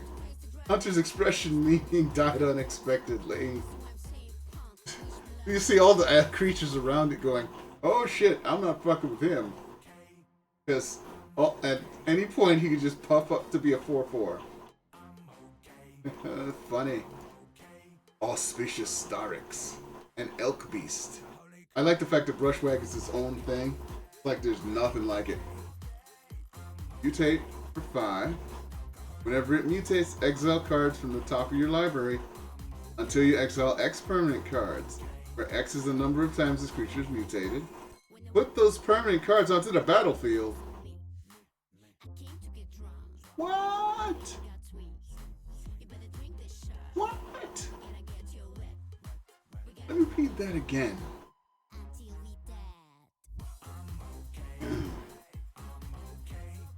Whenever this creature mutates, exile cards from the top of your library until you exile X permanent cards where X is the number of times this creature is mutated. That's fine. Put those permanent cards onto the battlefield. So if you mutate this thing 3 times, the first time you get 1 permanent plopped right on the battlefield. Second time you get 2. Third time you get 3. And he's a 6/6. Holy shit. Barrier Breach. Exile up to 3 target enchantments. Haha. What did you say, Theros gods? Get the fuck out of here. Oh, you're still holy shitting over Auspicious Starix, aren't you? I mean, Lands are permanents too. So if you got really bad luck, you can wind up with 3 lands. But still. Okay, Bristling Boar can't be blocked by 1 creature. Welcome back, Bristling Boar. I remember you. You can bring down anything in Zagoth, but for some quarry, the ratio of fight to meat is too high. Yeah, too much fight for not much meat. He looks pretty muscly and skinny. Charge of the Forever Beast. As an additional casting spell, reveal a creature card from your hand. Charge of the Forever Beast deals damage to target creature or planeswalker equal to the revealed card's power. So I have a 6 mana creature in my hand. I choose 3 mana and do direct damage to a creature or planeswalker. Green and it's direct damage. It still bugs me because I'm an old school Magic player from way back where direct damage was red's thing. Green couldn't. That's okay, I guess. The Zagoth wetlands are fertilized by centuries of Brokor's former challenges. Guess Brokor is the Forever Beast. Wonder if he gets a card. Considering it's not in green. Colossification. Look at him, he's huge. Holy shit! Enchanted creature gets +20/+20. When it enters the battlefield, tap enchanted creature. +20/+20. Turns out the case of the flattened outpost and the case of the missing kitten were related.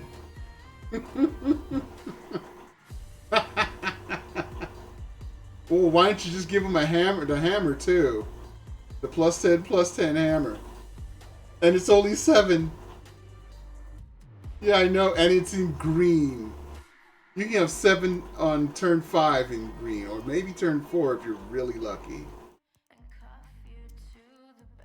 Imagine putting a +20/+20 enchantment on an arboreal. That plus Thorn Elemental or rocks, game over, yeah. Or on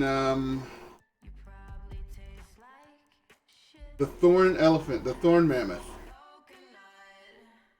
The Thorn Mammoth that when you play a creature card, it can deal damage. It just fights another creature. You just swat all of the creatures by playing little weenies. It's hilarious. This is great. I love the fact that it's this big, frilly, beautiful kitty that just got blasted at this giant size. The birds are down here. +20/+20. Okay, Essence Symbiote. Whenever a creature you control mutates, put a +1/+1 counter on that creature and you gain 2 life. The Ozolith's appearance spawned a new era of wild mutation in Ikoria. Some creatures hunted different prey, lived in new habitats, and thrived on mutation itself. Nice. Excavation Mole. Great name. He's just creature mole. 3 for 33, nice. An exclamation mole enters the battlefield. Put the top 3 cards of your library into your graveyard. It makes molehills out of mountains.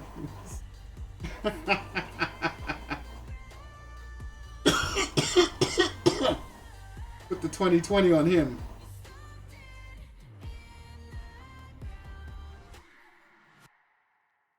Just funny. Exuberant Wolf Bear. Wolf Bear. It's a wolf bear, folks. Whenever Exuberant Wolf Bear attacks, you may change the base power and toughness target human you control to Exuberant Wolf Bear's power and toughness to end of turn. Sometimes the Aluda is a sacred harmony of souls. Sometimes the Bonder grabs some fur and holds on tight. I'm attacking with this 1/1 human and my his 4/4 exuberant wolf bear. I'm now a 4/4. Let's go get him.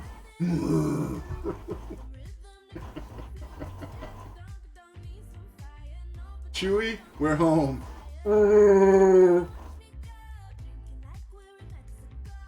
Okay, here's a Fertilid. It's an elemental.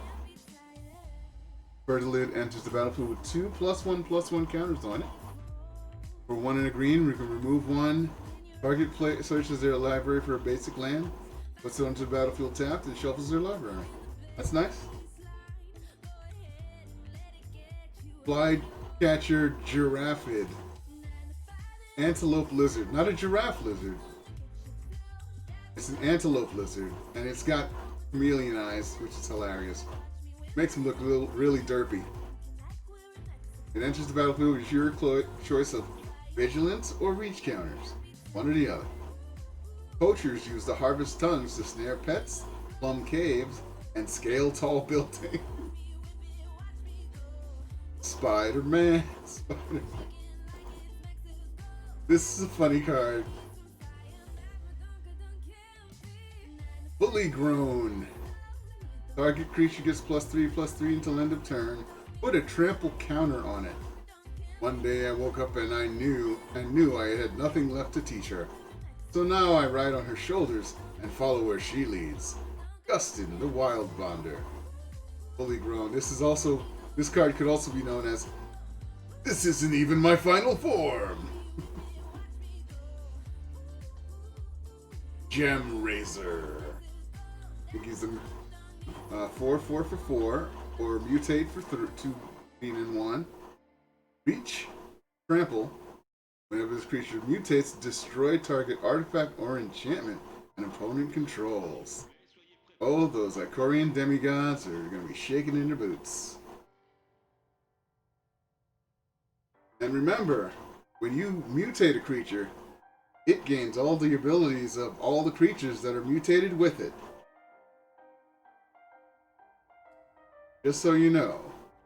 So if I mutate the Gem Razor onto, say, the next one, a Glowstone Recluse, it would have Reach, Trample, Reach again, and when it mutates, you can destroy an artifact or an enchantment, and you put 2 1/1 counters on it. Just so you know. There's one card that's on top that you use for the power and toughness. That your choice where you put a creature, on top or underneath. But they have all the powers, all the bottom half of all the other creatures that are mutated with it.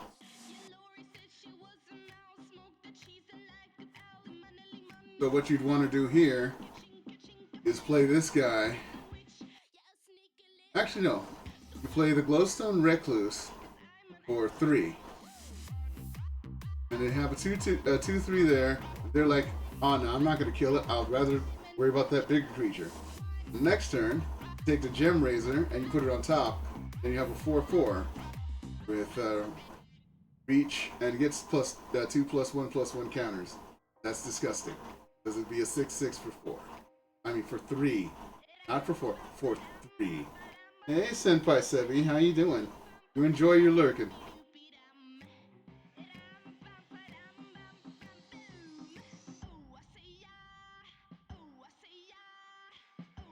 Alright. I'm going through the new set. Card by card. Here's a Greater Sandworm.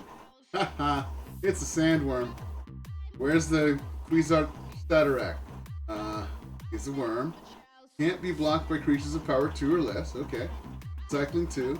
A 7/7 for 7. On Ikoria, sandworms never lie dormant for too long. In some regions, no activity is the greatest sign of danger. A honey mammoth. Oh, look at these bees. They're pissed. This mammoth has armor to protect it from bees. When honey mammoth enters the Battlefield, you gain 4 life. The 6/6 for 6. And I thought I had a big sweet tooth. Nice. Here's a Hornbash Mentor. When it enters the field, put a trample counter on target non-human creature you control. And for 2 and tap him, you put a +1/+1 counter on each creature you control with trample. We share the same nuanced opinion of hunters and military goons. Smash them.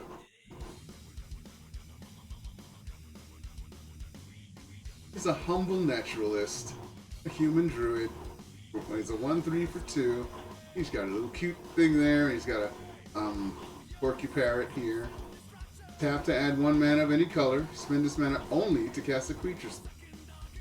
The key to bonding with monsters, no matter their size, is knowing where they like to be scratched. He's cute and quickly killed. Ivy Elemental. Hey, it's a 1 and X. I haven't seen a 1 and X token creature in a long time. For safety reasons, keeping of houseplants within Ikoria's sanctuaries is heavily discouraged. This is why.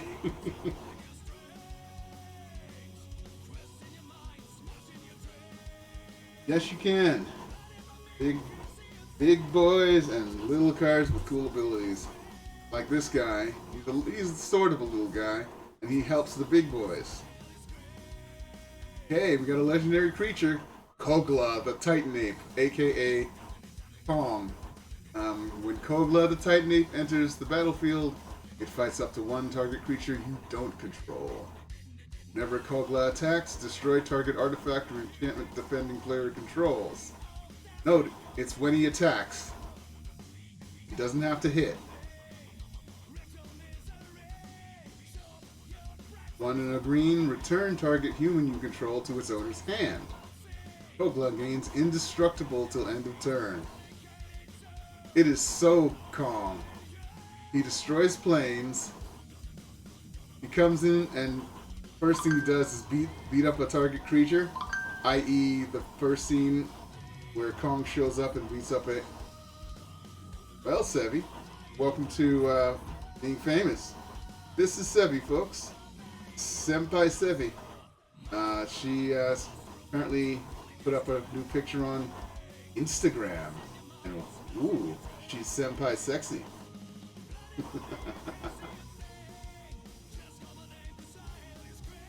Alright. Go back to Kogla the Titan Ape.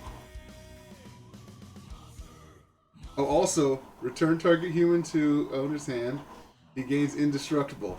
You can't kill him until you get the people out of his hands. Or the girl. Note, he's climbing a big crystal instead of climbing the Empire State Building. But yeah, it's Kong, folks. Feed the Stampede. Look at the top 5 cards. Reveal any number of creature cards. Put them into your hand. Wow, that's nice. Migration Path. Search your library for up to 2 basic lands. Put them onto the battlefield tapped. Then shuffle your library. Very nice. It's and it's cycle 2 if you don't need to go get any more mana. Or if you're stuck at 2 mana and you can't do anything.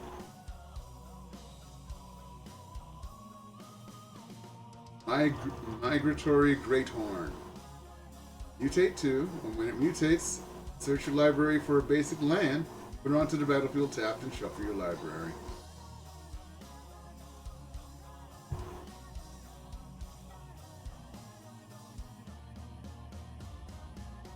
Monstrous Step. Target creature gets +7/+7 at the end of turn for 5. Up to 1 other target creature blocks it this turn if able. So they have to block it. Means you're gonna kill something. I mean, unless it's really, really much bigger, you're gonna kill something. Life is best taken 1 step at a time. There's a Moss Coat Gloriac. A 2/4 for 3 beast with vigilance. Gloriacs are as stubborn and hardy as I'd expect of a large herbivore in a wetland habitat. Wetland habitat. I mispronounced the two. But I never expected them to have such beautiful voices. Vivian Reed. Vivian is weird.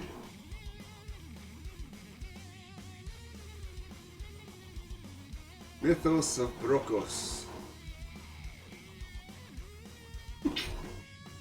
Pardon me.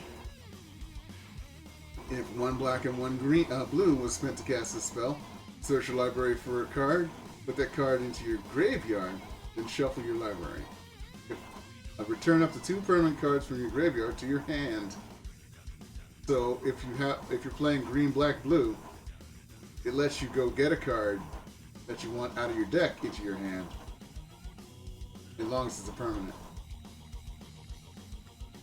The most unexpected weapon that a monster can wield is kindness.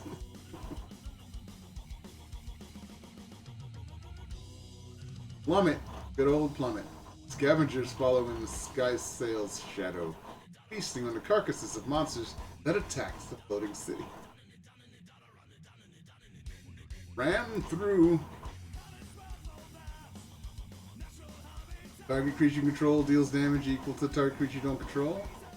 If the target creature you control has trample, excess damage is dealt to that creature's controller instead. COVID creator, how you doing? Yes, that is exactly right, COVID creator. Vivian Reed does remind me of a vegan. Has to tell you she's vegan. Has to comment on the wildlife. That's Vivian Reed. Need a medic and some stonemasons. Nice. So if you got a big boy with trample, you just slam a 1/1 and it does the rest of the damage to your opponent. That's sweet. Sudden spinnerets. Ew. Ew, gross. Target creature gets +1/+3 until end of turn. Put a reach counter on it and untap it. What's natural on Ikoria continues to delight me. Vivian Reed. Vegan. Yeah, we know. Natural, Vivian. At least she's not talking about killing Bolas all the time now.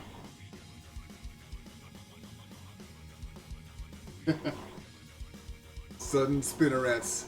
That's just gross. All of a sudden, this elk can squirt webs out of its neck. It's just like, no. Survivor's Bond. Use one or both. Return target human creature from the graveyard to your hand, or return target non-human creature. So for 2 mana, you can get 2 creatures, 1 human, 1 non-human. And what did we learn? Never taunt a porcupine. I saw the porcupine. You should never taunt one. Dangerous creature. Thwart the enemy. Prevent all damage that would be dealt this turn to the creatures by creatures your opponents control. Oh, it's a fog. It's a fog that lets you kill your opponent's creatures. The prey is in my custody now. Withdraw. Vivian Reed, member of PETA. Titanoth Rex. Dinosaur Beast, Trample, Cycling, an 11/11 for 9.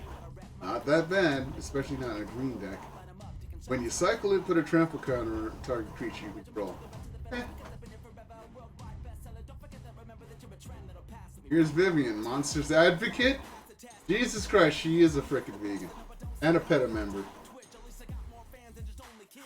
She is PETA. Monsters Advocate. You may look at the top card of your library at any time. You may cast creature spells from the top of your library. Technically, that's 2 powers. For a +1, create a beast. Put your choice of a vigilance counter a reach counter, or a trample counter on it. Just making babies. Monster babies. And a -2, when you cast your next creature spell this turn, search your library for a creature card with lesser converted mana cost. Put it onto the battlefield and shuffle your library. So she makes a cascade. Jeez. Overpowered much, Vivian? And Wilt destroys a target artifact or enchantment. Cycling 2. Nothing returns from the nightmare nest of Indatha unscathed. I like this fact, the fact that this plant has not only wilted, it is wilted, it's a metal weapons, corkscrews, sword, axe, sword, arrowhead. Nice. Multicolored, here we go. Here's back for more. An instant for 6 mana, yikes. Turn target creature from your graveyard to the battlefield.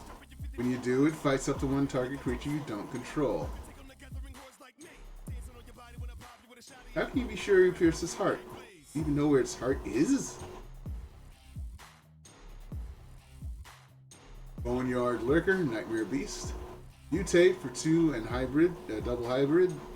When it mutates, return target permanent card from your graveyard to your hand. Yum yum mutate. Rokos, Apex of Forever. Legendary creature for 2 green. I don't know very many people that use this combination. I think there's one good card, and it's a elemental. One that doubles everything. You may cast Brokos Apex of Forever from your graveyard using his mutate ability. Wow. That's nice. Here's Channeled Force. As an additional cost to dispel, discard X cards. Target player draws X cards. Channeled Force does X damage to up to one target creature or planeswalker.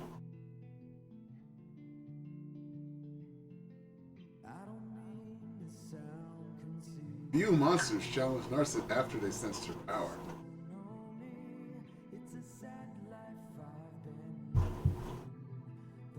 Cheville, Bane of Monsters, or Cheville.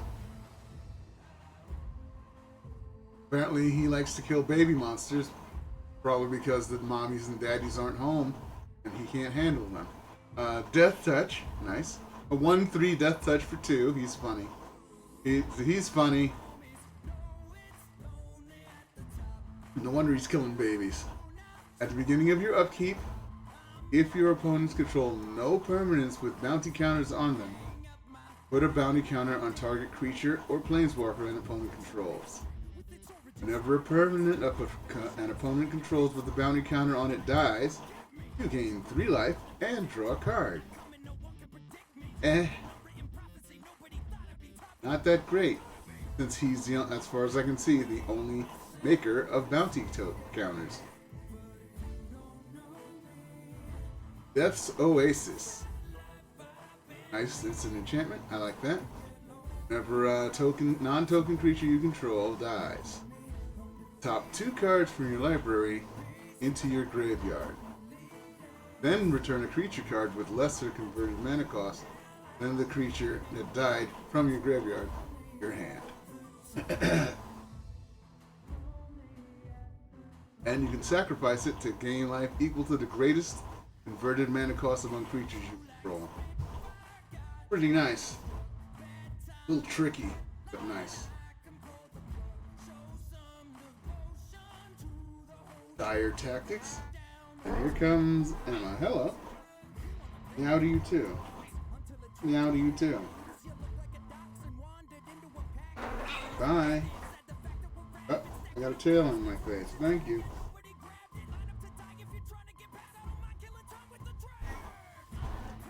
Right. Dire Tactics is an instant for a black and white. Exile target creature. If you don't control a human, you lose life equal to that creature's toughness. I will preserve human life at all costs. I will stand alone against behemoths before I let them touch my city. I will hold the wall. Jon Snow, Oath of the Coppercoats. Eerie Ultimatum. Wow, that's a cost. Go ahead.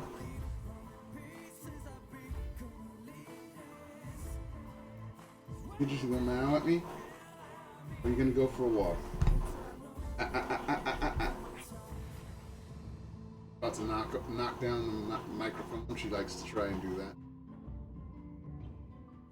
Return any number of permanent cards with different names from your graveyard to the battlefield. Can you say brawl? The ground under our feet is a record. Every slight against the world to be avenged at a time of its choosing. Gavi Nestwarden. Emergent Ultimatum. No, it's Ultimatum. Nice. Ultimatums are, I guess, the thing. Search library for up to 3 monocolored cards, different names, and exile them. An opponent chooses one of those cards. Shuffle that card into your library. You may cast the other cards without paying the mana costs. Exile Emergent Ultimatum. Cute. So, you either skipped ahead here or you enjoyed the whole video. Mondland Felidar. It's a cat beast. Looks more like a fox beast, but I'll give him that. Enjoyed that. So how do you want to win this PC? Well, it's a Vigilance, and creatures you control with Vigilance have it's signed one and tap to tap target creature. now is valued at 5,000. Fear not the behemoth heard 4 miles away. But then it's Here the stalking Felidar reveals itself only for the kill. Yell the everyone. in the description. It's a Oh, it's General Lisa Kudrow. General Kudrow of Dranet. trees, and then it's a random. Smelly cat. Sing Smelly Cat for us. It's not a rando who just My cat is right next to me meowing and looking for a boyfriend, by the way. thanks Zydax for supporting us. If you're just curious about their PCs, go Other humans you control get +1/+1. stuff. Whenever General Kudrow of Draneth or another human enters the battlefield under your control, exile target card from opponent's graveyard. 2. Sacrifice 2 humans. Destroy target creature with power 4 or greater.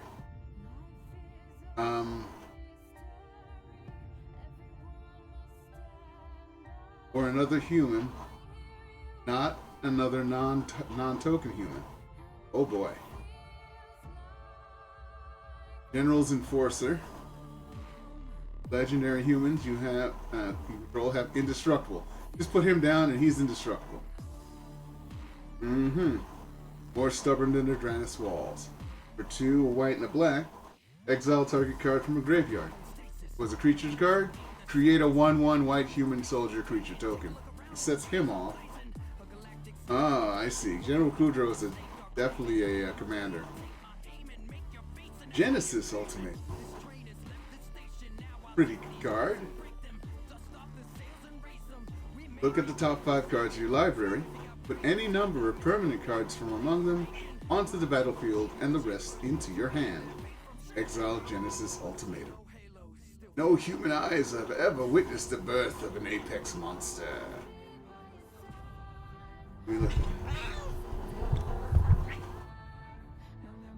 So if you have 5 permanents that come up into your hand, out of the next 5, just slap them on the battlefield.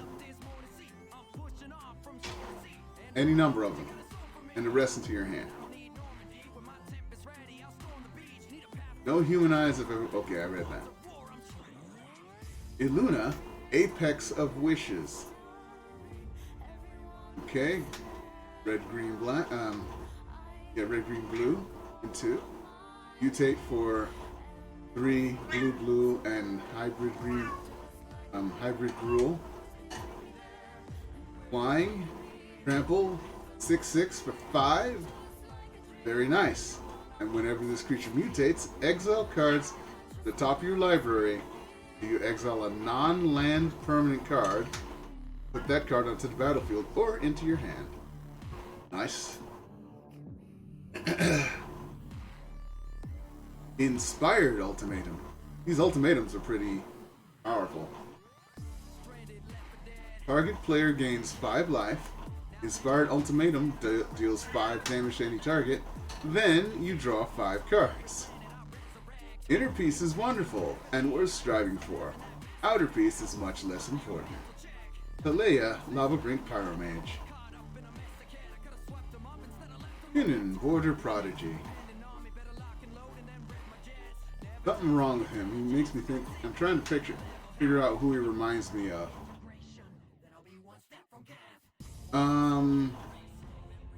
Yeah, Sam from Critical Role. Whenever you tap a non-land permanent for mana, add 1 mana of any type that permanent produced, like a creature or an artifact. And for 5 and a green and a blue, look at the top 5 cards in your library.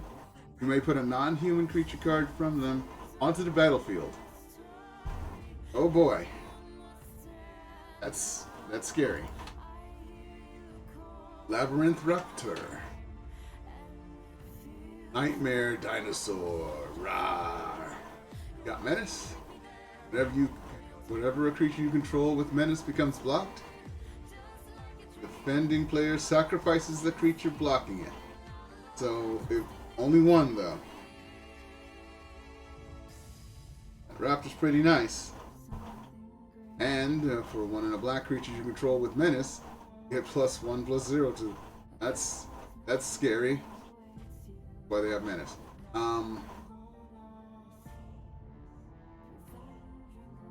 So they have to make sure to block with at least 2 creatures if they want to try and kill it. Here's Lord Drakis, a lizard beast. 2/3 for 3 or 8 for 2. Hybrid. Whenever this creature mutates, return target instant or sorcery card from your graveyard to your hand. That's nice. They're trying to bring back, is it Drake's, I'm sure, or is it Phoenix's, since the Phoenix is awesome, nice, pretty fucking awesome. Here's Narset of the Ancient Way. So you gain 2 life and add a mana of one of those colors, and spend it only to cast a non-creature spell. Oh, hello, Emma. Are you done walking through my shot? Yeah, no, your butt's not on the screen right now. Tail kind of almost is. There it is. There's your tail. What are you doing? Would you like to go for a walk? Thank you. -2. Draw a card, then you may discard a card. You discard a non-land card. Narset deals damage equal to that card's converted mana cost to target creature or planeswalker. -6. An emblem. You get an emblem with whenever you cast a non-creature spell. This emblem deals 2 damage to any target. That's kind of nice. You can get there. Necropanther. Cat Nightmare. 3/3 for 3, or 2 and 2. Emergency powers. Oh, that's the card that hits with its butt, isn't it? Now, whenever this creature mutates, return target creature card with converted mana cost of 3 or less from your graveyard to the battlefield. Wow. Nethroi, Apex of Death. Those Apexes are awesome. So he's 2, a green, black, and a white for 5. Okay. For 4. Wow, that's a little bit more expensive to mutate. Death Touch Lifelink.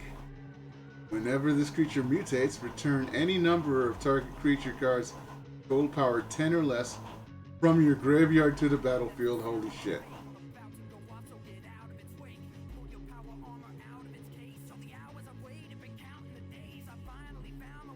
Oh yeah, Narset.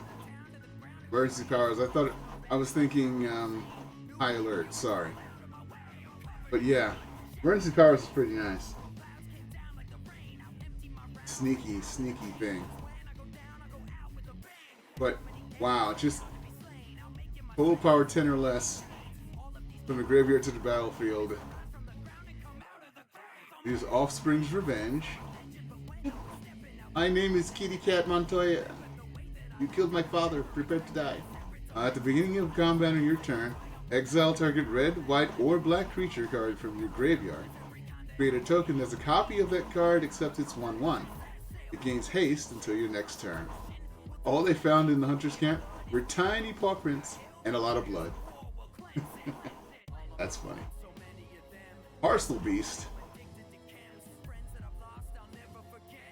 Okay, to the 2/4 for 4, which isn't very cost effective, but a mutate is cheap.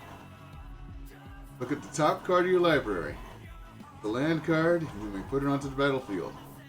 Don't put the card into the battlefield, put it into your hand. Okay. Not drawing a card, by the way. Looking at it and putting it in your hand. So this is blue and green. Does that fit with him? No.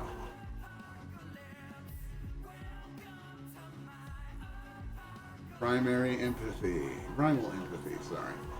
At the beginning of your upkeep, draw a card if you control a creature with the greatest power among creatures on the battlefield.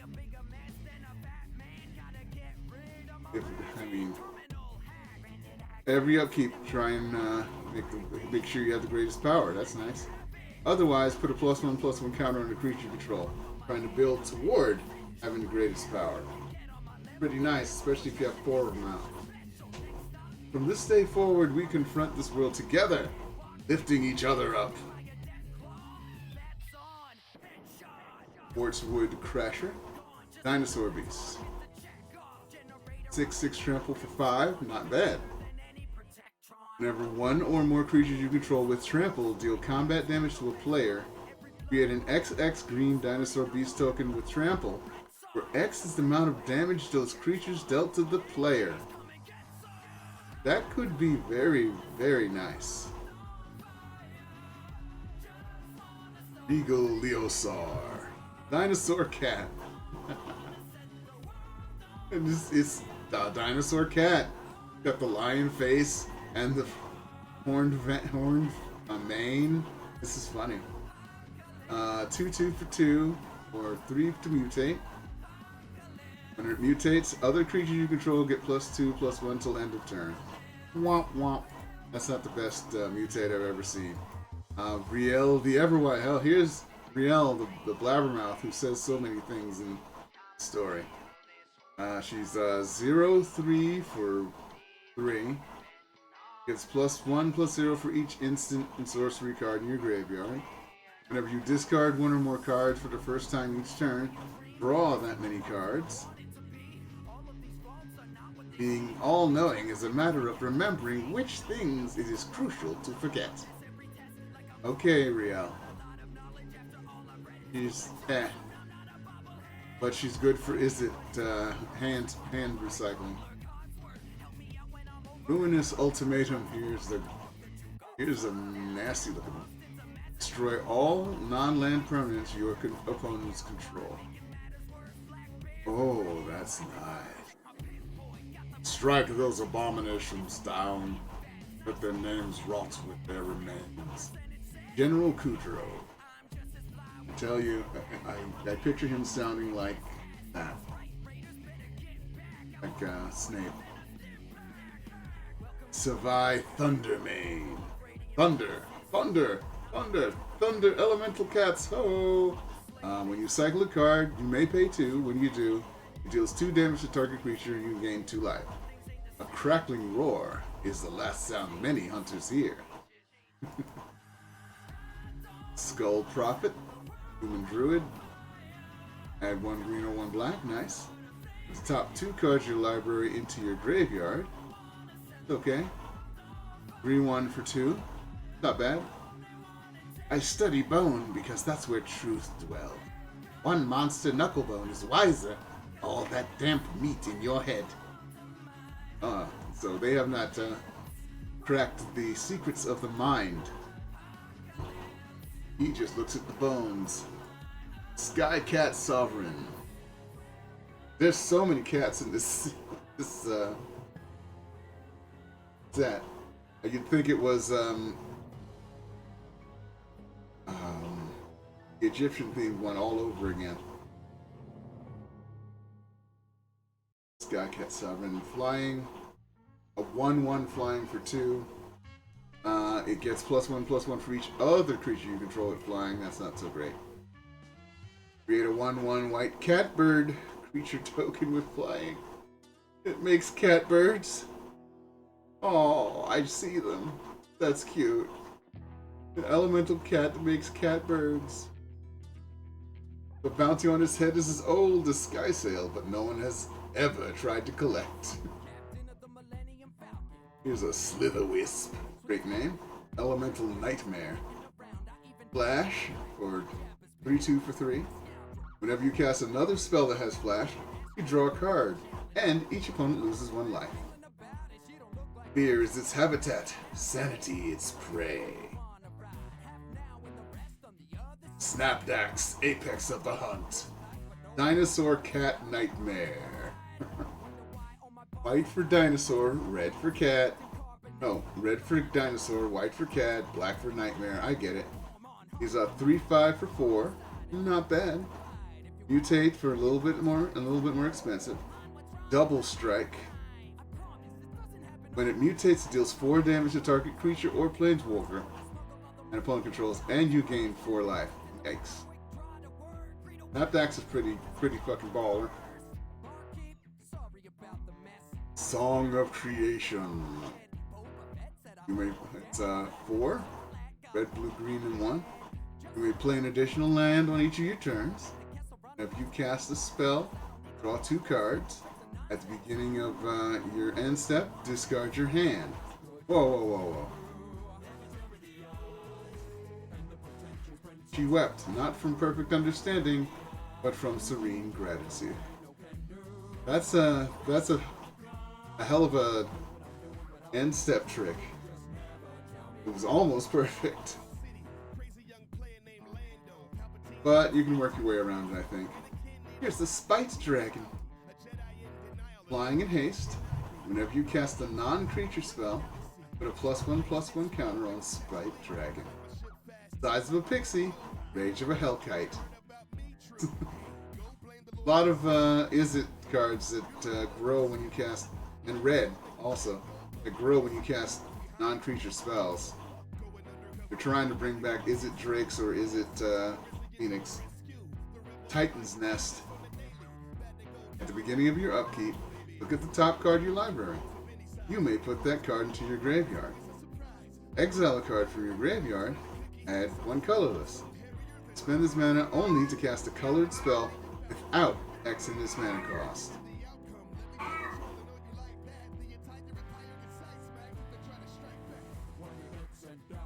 Oh good, you can't hear my cat 2 rooms away.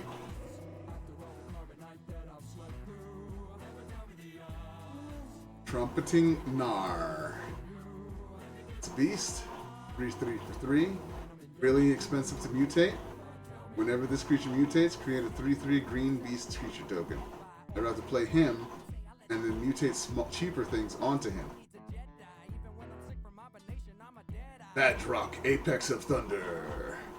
Elemental Dinosaur Cat. Flying and first strike.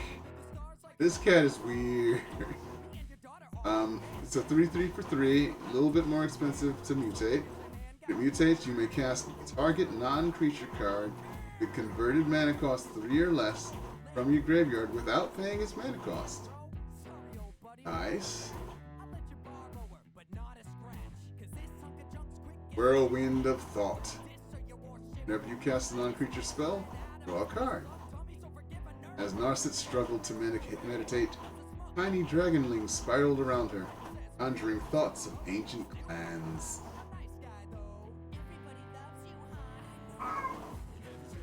They're trying to shove white into Izzet here, and I guess it kind of works. Renota, Joiner of Forces. Legendary creature, human woman, 4/4 for 4. Whenever a non-human creature you would control attacks, look at the top 6 cards of your library. You may put a human creature card from among them into the battlefield tapped and attacking.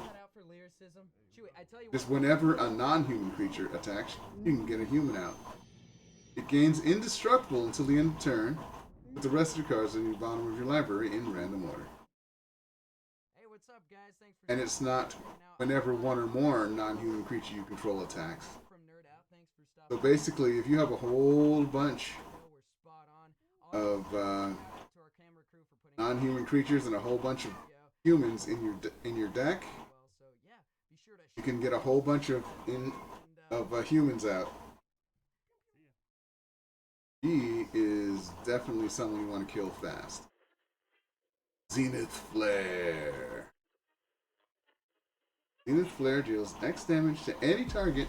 You gain X life, and that's the number of cards with cycling in your graveyard. I defy this world to try our defenses now. Send Terrans and Skycats. Send Vadrak. Dene, Copper Godark attack. Okay. Let's go up there. Alert Heedbonder. 2/4 for 3 with Vigilance. At the beginning of your end step, you gain 1 life for each creature you control with Vigilance. Oh god. So much freaking life gain.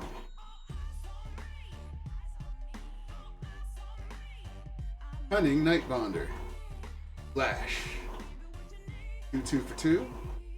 Spells with Flash cost 1 less to cast and can't be countered. We are each other's shadow, fleeting yet always present. Fiend Artisan. A 1/1 for 2, and it gets +1/+1 for each creature card in your graveyard. Oh my. An X and green, black hybrid. Sacrifice another creature. Search your library for a creature card of converted mana cost X or less. Put it onto the battlefield, then shuffle your library. Activate this ability only anytime you could cast a sorcery. Hello, Emma. Go for a walk.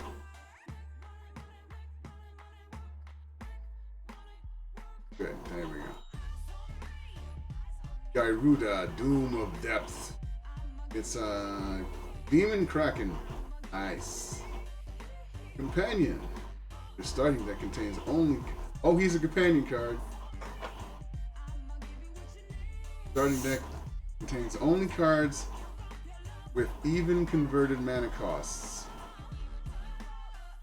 So if you can have this in your sideboard as long as the deck contains only cards that are even cost.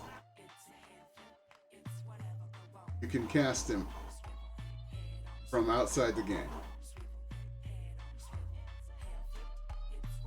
When Gyruda enters the battlefield, each player puts the top 4 cards of their library into their graveyard. Put a creature card with an even converted mana cost from those cards onto the battlefield under your control.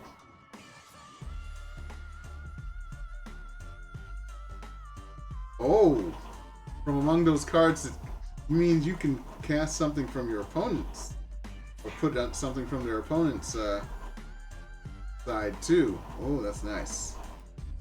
Gyruda is interesting. Gigantha, the Wellspring. Companion. You have to make your deck so no card in your starting deck has more than one of the same mana symbol in its mana cost. If this card is your chosen companion, you may cast. Okay. You may cast it once from outside the game, just once. And tap to add 1 of every color mana. This mana can't be spent to pay generic mana costs. Interesting. Jubilant Skybonder. 2/2 flying for 3. Creatures you control with flying have more white-blue flying deck, by the way. She was born unable to walk. Through Eluda, she was able to fly. Spells your opponent casts, target this creature costs 2 more. Kagira the Orphan Guard. Cat Beast. Flying Cat. Catbird. Companion. Each creature card in your starting deck is a cat, elemental, nightmare, dinosaur, or beast card. If it's not, if you have a creature card in your deck that's not any of those, you can't use Ikoria. Vigilance. Each other creature you control that's a cat, elemental, nightmare, dinosaur, or beast gets +1/+1 and has vigilance. So he's cute.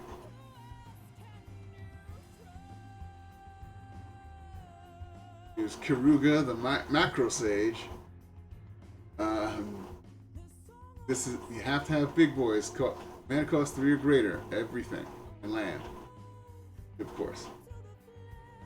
When Karuga, the Macro Sage, enters the battlefield, draw a card for each other permanent you control. Converted mana cost 3 or greater. Of course, that would be anything you have out, because all your stuff is going to be 3 costs or greater. 5/4 for 5. Lurus of the Dream Den. Cat Nightmare. Each permanent card in your starting deck has a converted mana cost 2 or less. Ooh. This, you belong in my, what's the name of the deck? Too Fast, Too Furious deck. Because it has this specific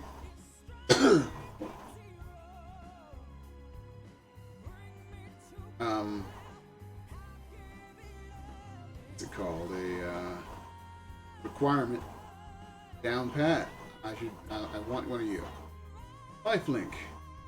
During each of your turns, you may cast one permanent spell with converted cost mana cost 2 or less from your graveyard. Oh yeah. And since that deck is red-black, I got you, Lurus.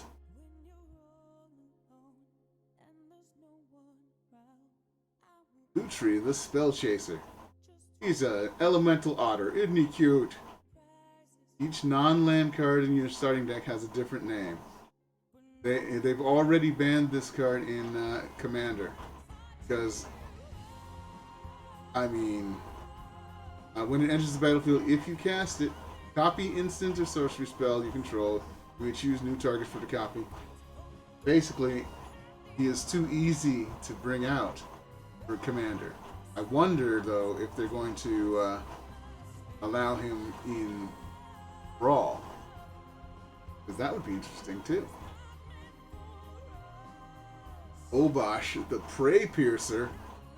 Oh Bosh. He looks interesting. He's a Hellion Horror. Starting deck has to contain only cards with odd converted mana costs and lands. If a source you control with an odd converted mana cost would deal damage to a permanent or player, it deals double that damage to that permanent or player instead. Ooh, you're a double damage maker. I mean, Obosh the Prey Piercer says, fuck you, Torbran. I'm gonna double shit. Oh my god, him plus Torbran equals holy shit. Oh, but you can't have Torbran in here because he's even. Ha ha ha. Nice. Proud Wild Bonder. I almost said Wild Boner. Trample. 4/3 for 4. Creatures you control with trample, you may have this creature assign its combat damage as though it weren't blocked. Oh no. Okay, here we go. Time to attack. You're little now, but one day your footsteps will make mountains tremble. Dustin the Wild Bond. Let me make one thing clear. Sonorous Howl Bonder. Menace. Each creature you control with Menace can't be blocked except by 3 or more creatures. The Call of the Wild is rarely a solo. 3 for a 2/2 with that. It's pretty good. Umori the Collector. He's a legendary ooze. Another legendary ooze. This one's not an ooze elf.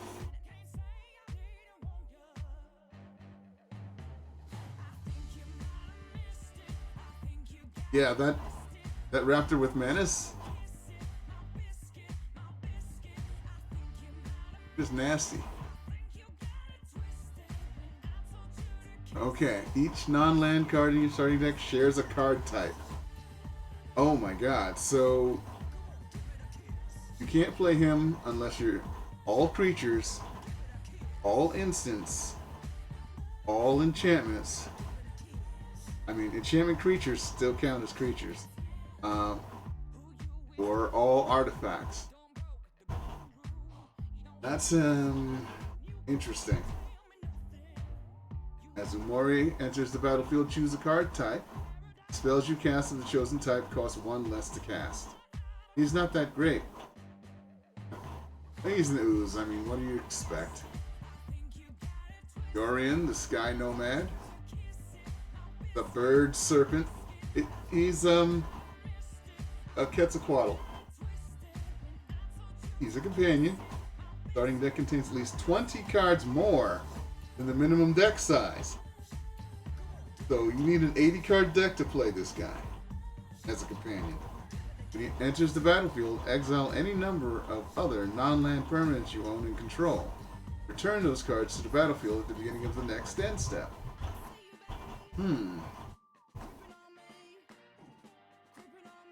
So it's a good blinker for things that have entered the battlefield. I will like to mention, though, that you could just put him in your fucking deck and say, fuck you, I don't want to make an 80 card deck. He'll be your 5-drop in a 60 card deck. You don't have to play him as companions. Zirda the Dawn Walker, Elemental Fox. Cute. Very, very hot to touch. Each permanent card in your starting deck has an activated ability.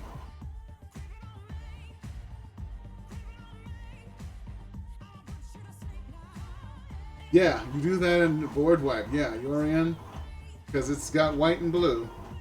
You know, we all know white and blue has that lovely card that board wipes.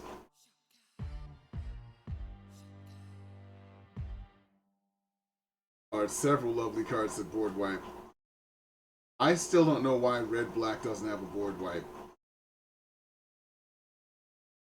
Black only has a partial board wipe.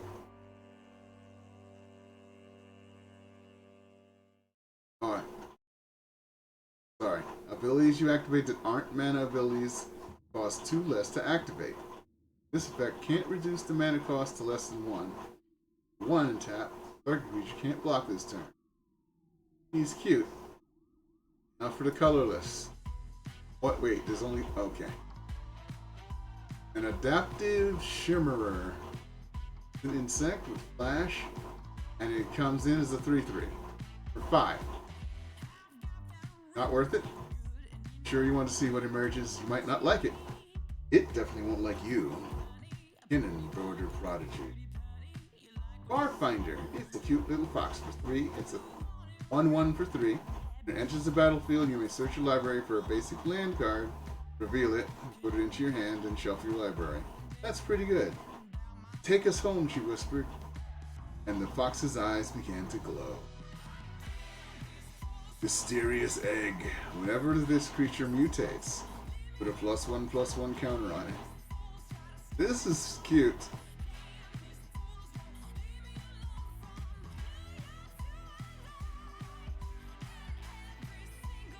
Good forage if you can find it, but eat it before you get back to Sanctuary.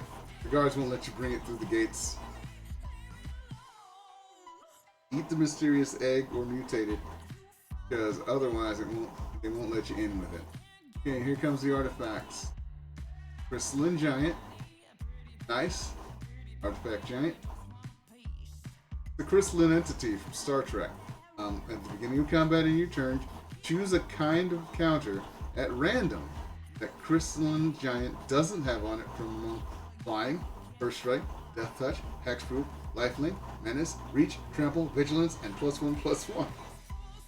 Put a counter of that kind on Crystalline Giant. So randomly, he gets something every turn until he's got 10.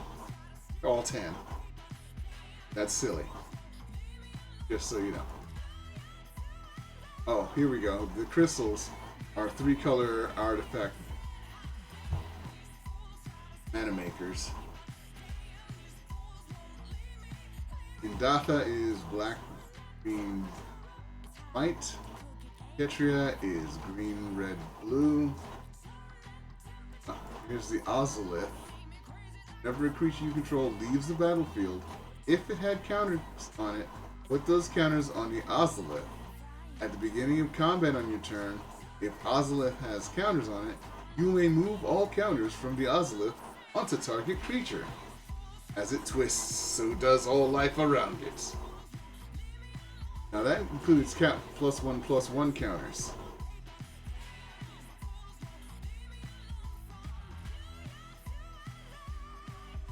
Just want to mention that. So if you have a whole bunch of +1/+1 creatures and somebody board wipes, they all jump over here to the Ozolith.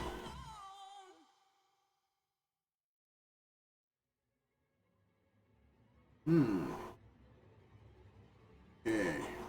Raw Crystal is red and white. Savai Crystal is red, white, and black. Sleeper Dart. Finish the battlefield, draw a card. And sacrifice it to creature from untapping during its controller's next untap step.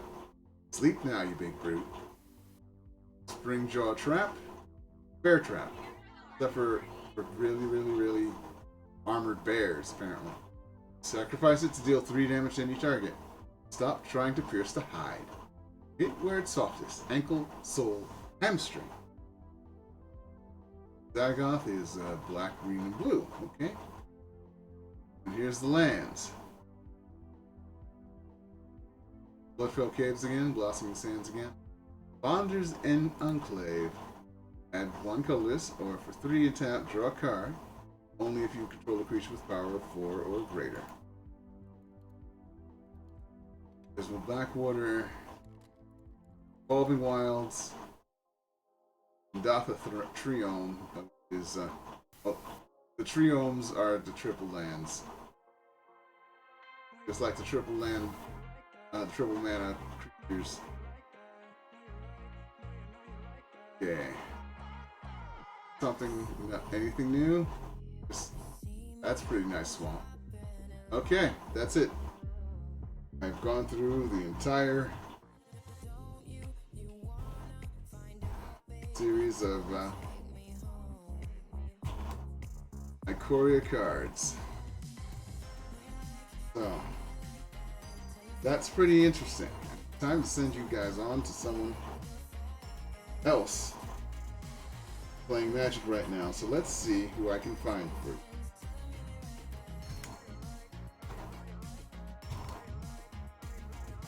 Alright. Who's playing Magic? That's not Magic. That's not Magic. Someone still plays Arma? Oh, there's so many people on my list who aren't playing Magic now. Bingo. Strider Stone, he's pretty cool. I will send you to him.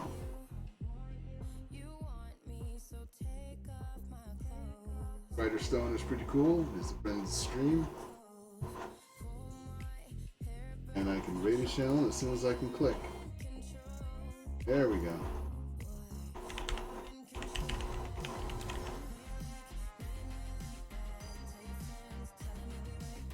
I'm raiding him and he's going to enjoy it. Yeah, Mardu looks like it's going to be pretty nifty. So, until tomorrow, have a good night. But don't forget to stay evil.